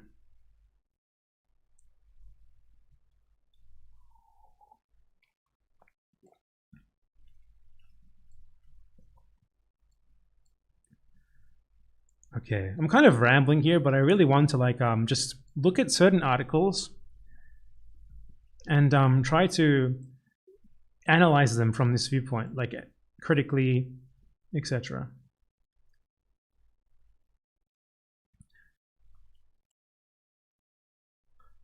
Whatever. Let's look at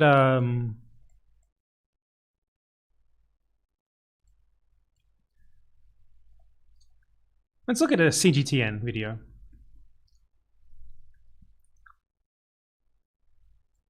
Just titled video, apparently, this one.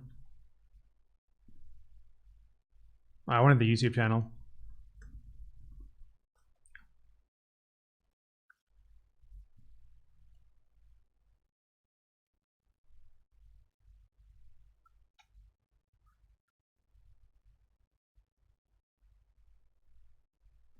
Let's try interview Xinjiang. Let's look for one of those interviews.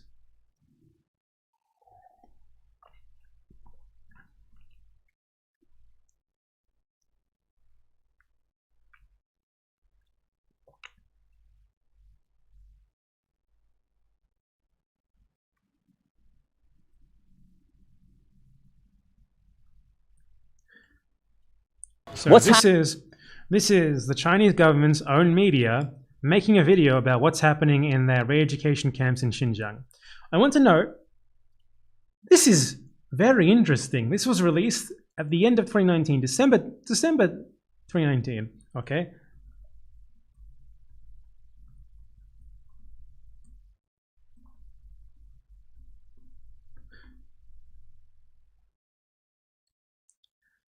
But on the 9th of December, China said that everyone in these camps had graduated. Interesting. Very interesting there. Kind of a disconnect Happening here. inside the so-called re-education camps in Xinjiang was that a campaign of Sorry, I'm checking the volume again. I don't know how it is. religious repression or an unprecedented effort of de-radicalization. I don't have all the answers, but I want to find out, and we traveled across Xinjiang to track down some of the attendees in the program. We met 33-year-old artist Abdulzikari Albouli, who perfected his painting skills in the re-education center and now works in the gallery. We caught up with 30-year-old Yurugu Yusam, who works in hospitality. We found 26-year-old Rukia Yakub, who improved her Mandarin and now works as a real estate agent. And we met 23-year-old Helen Nu against China's Let's just watch re-education one of center. these. You might think she has been against China's re-education center. The Muslim majority states defended China. They have a point. 100 conservative perspectives. Them hard Okay, so after they don't actually interview the John people Dark- here, right? But, I mean, let's say, as I said in my video, let's say that Chinese state media comes to you and they're like, hey, will you talk about your experience in the camps, please?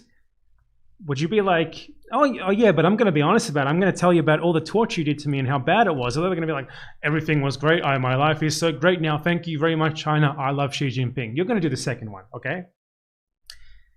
You're not gonna say anything bad. Obviously, you're Chinese in China. The Chinese government can do whatever they want to you tomorrow, just like the U.S. government or any government can. And their media is interviewing you. You're not gonna defy them to a camera, okay? And a lot of people were confused, like, why did I look at that CNN clip in my video? Why did I look at like a CNN clip of them interviewing a family in China, right? But I didn't look at I said that, like, what's going on here is obviously uncoercive, but the Chinese government's one isn't. I mean, is. Okay, let's take a look.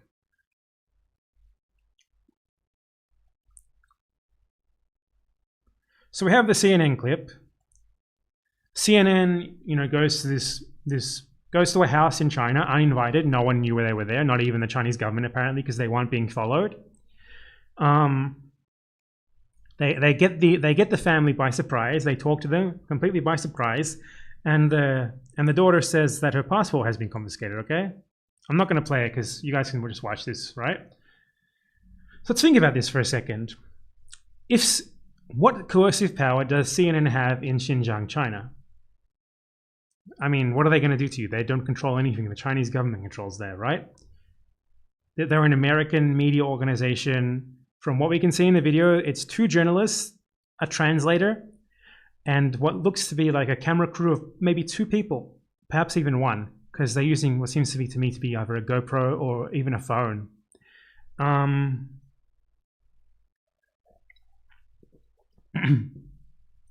So there's that, okay?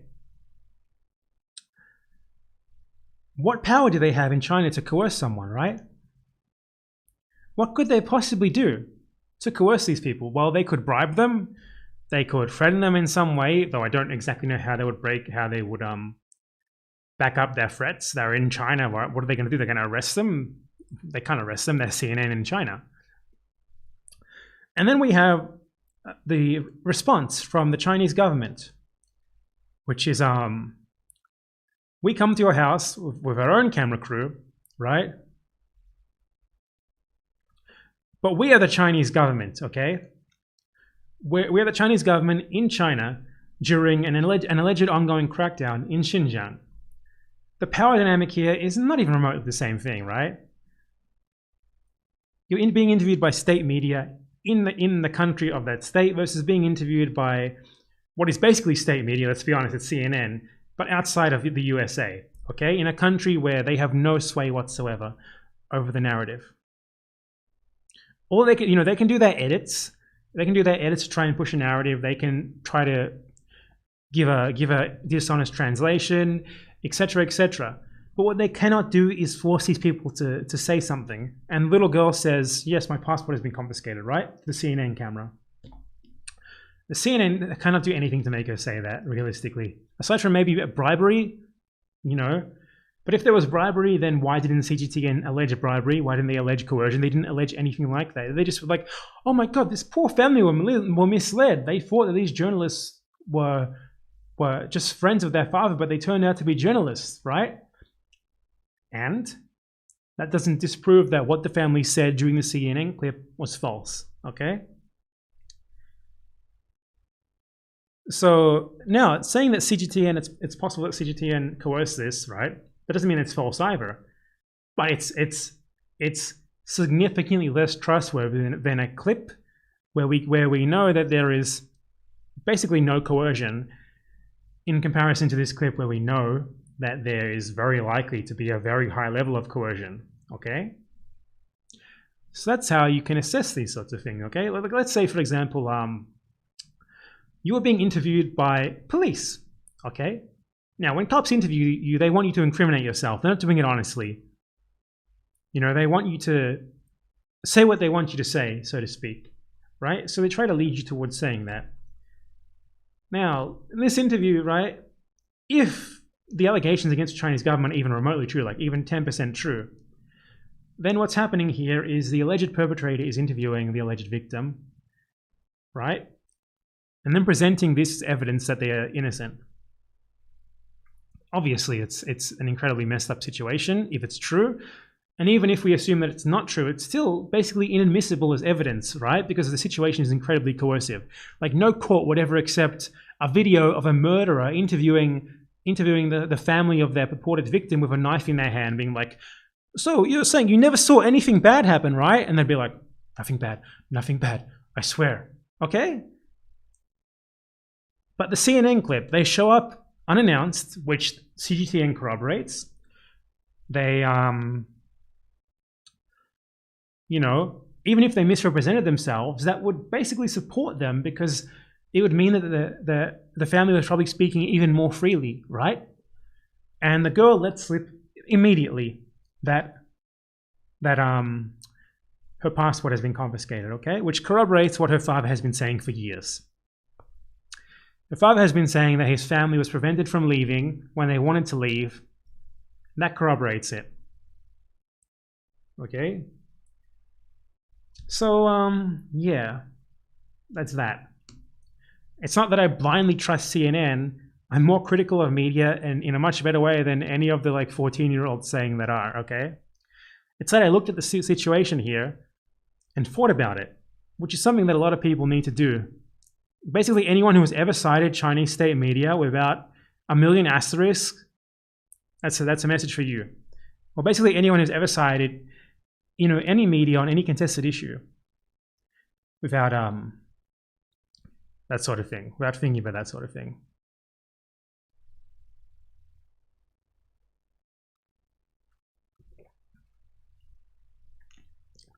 So look, I really want to find an article. So like an article that, you can read in the way that Chomsky read that New York Times article. But the problem is BBC is a lot of fluff. NYT has a paywall. Washington Times has a paywall. International.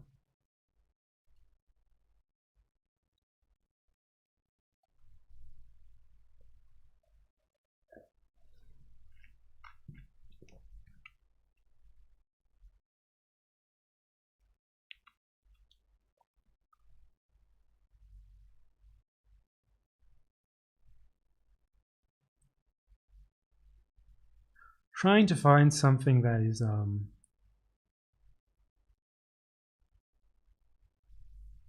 let's look at the same article from Iran. about the same thing from Iran, but this time not the BBC, from the NYT.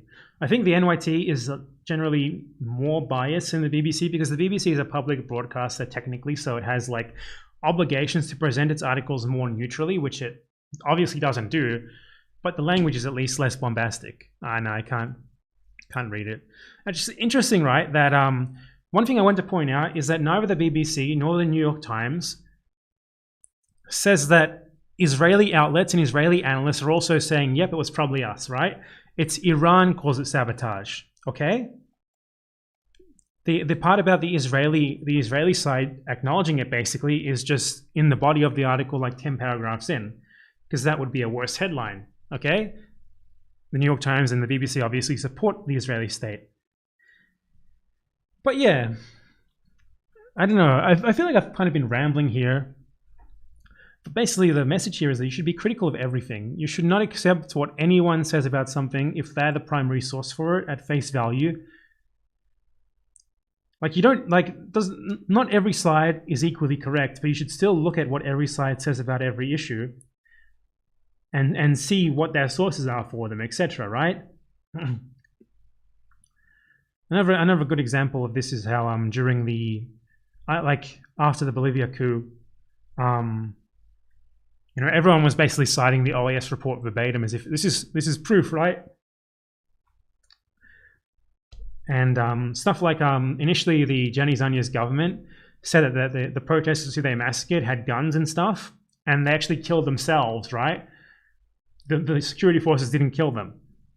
And that was printed verbatim in the Bolivian media as if it were true, just based off what the government said.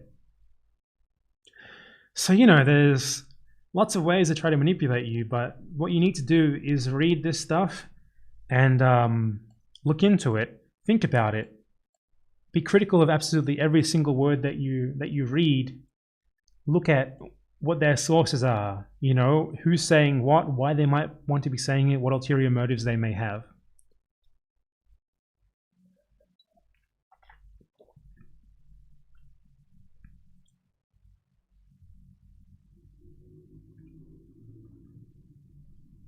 So yeah, I mean, this would have been a lot better structured if I just made a video, but I wanted to do a video on this for a while, and I don't know,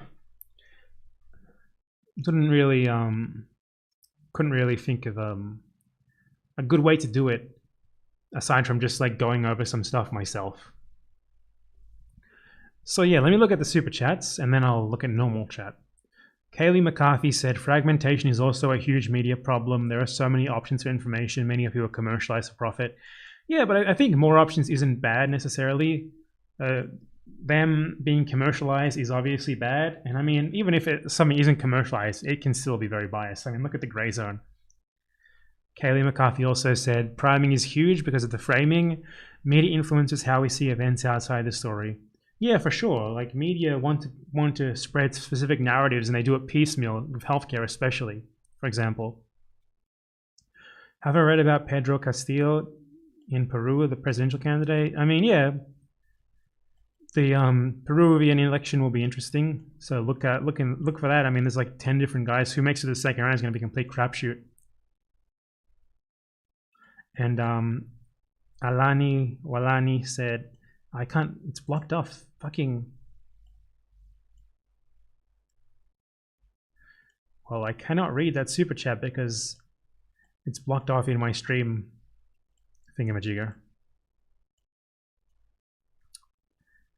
So I don't know how to reply to it. I'm sorry, friend. It's just, yeah, that's, maybe if I copy paste it into Notepad and then read it from Notepad. Okay, I'm going to do that. Thanks, YouTube, for your amazing interface. When are you picking up the mantle of a hero and becoming John Pilger 2.0?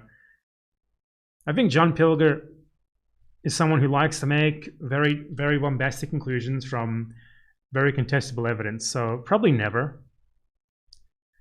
He's someone who is very much someone who, if he was born 30 years later, he would currently be a journalist for the Grey Zone. Let's leave it at that. Not that I disagree with his opinions or anything, just that in terms of his historical work and his journalism.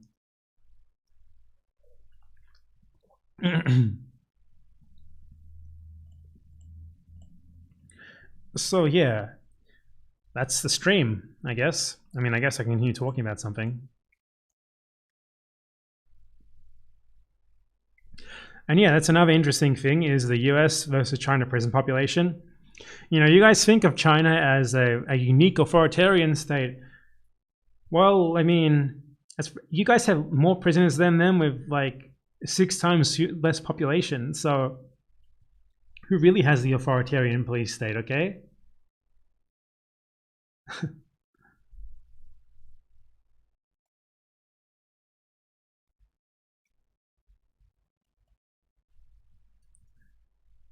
But yeah, I mean, that's pretty much it. I'm gonna leave this as a VOD now, and anyone who missed the stream can watch it. Thank you guys for your donations. To those of you who donated, to those of you who didn't donate, I hate you. You should give me all your money right now. I'm a grifter and I love taking money from people who can't afford to give me money. So anyway. Oh yeah, I also wanted to say, I don't know, I would like to start streaming on Twitch a little bit, but not on YouTube because I think it ruins the algorithm with your videos when you stream too much. Yeah, I don't know, I'd like to stream on Twitch a bit more, so let me bring up my Twitch so you guys can subscribe to it. Like, I don't know what I would do on Twitch. It probably wouldn't be very profound. I'd probably be fairly infrequent, like maybe once a week. But the thing is, it's a lot easier to stream than it is to make videos. You know? That's why so many people stream. It's just easy. So, if you guys want to go there and subscribe to that channel that I have on Twitch, it would be appreciated so you can actually know when I'm streaming there when I finally do it. I don't know what it will be. It might just be something fun. It might be, I don't know, it might be talking with someone. Who fucking knows? We'll find out. So yeah, that's about it, folks. And también quería decir que el hombre Bay Area 451 es un blanco. Es un hombre muy blanco que le gusta fingir ser una persona de color. Y bueno, debe ser muy cancelado, en mi opinión. Yeah, so if you guys don't know, the YouTuber Bay Area 451 pretends to be a POC. He's done it many times before. And basically, every argument that he makes is that other people are white Westerners and he's not a white Westerner. So he has more credibility because he thinks that because he's a Latino, he's not white. So yeah, very interesting. I think more people should know about that. I think it's a bit of a Dolezal going on there. If you guys don't know who Dolezal is, let me show you. Rachel Dolezal is someone who pretended to be black for years until she was found out as having white parents. She received public scrutiny when her white parents said that she was passing as black. With Bay Area, though, he doesn't even have to try, right? He just says, I'm Latino, so I'm a POC, even though I'm very obviously white. Like, he's so white that the camera can't handle it. What's up? He's so white that his skin is the whitest part of the image. That takes skill.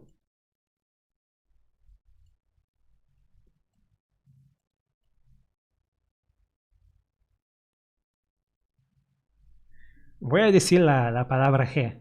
Ok, gusano. Y bueno, mientras estamos, voy a hablar castellano un ratito porque nunca tengo la oportunidad.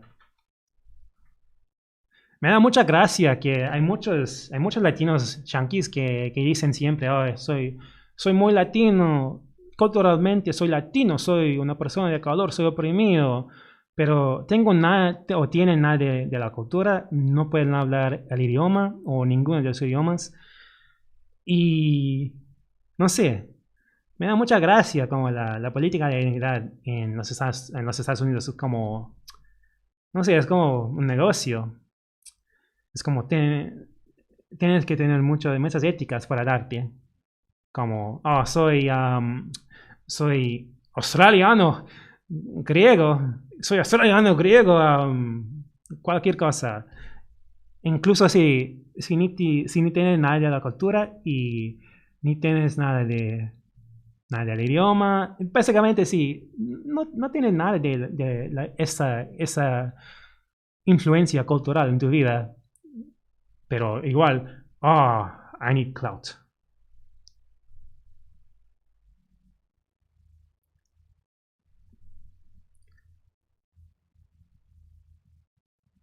I'm also a gringo. Yes, you can be white and Latino. That's the message here. It's what these people need to realize. Like, whenever there is some white guy or white person from the US who says, like, I'm Latino and I'm a POC, it's like, I know you're not, and you need to stop doing that because you're not. No, Latino does not mean you're a POC. If you're a POC, it's because you're like a brown mestizo or an indigenous person or black or mixed black, etc. It's not just because you're Latino. It's like saying that I'm a POC because I'm North American. That makes no sense. Anyway, yeah, so go politely ask Bay Area 4415 on Twitter why he pretends to be a POC. And that's the end of the stream, folks. See ya.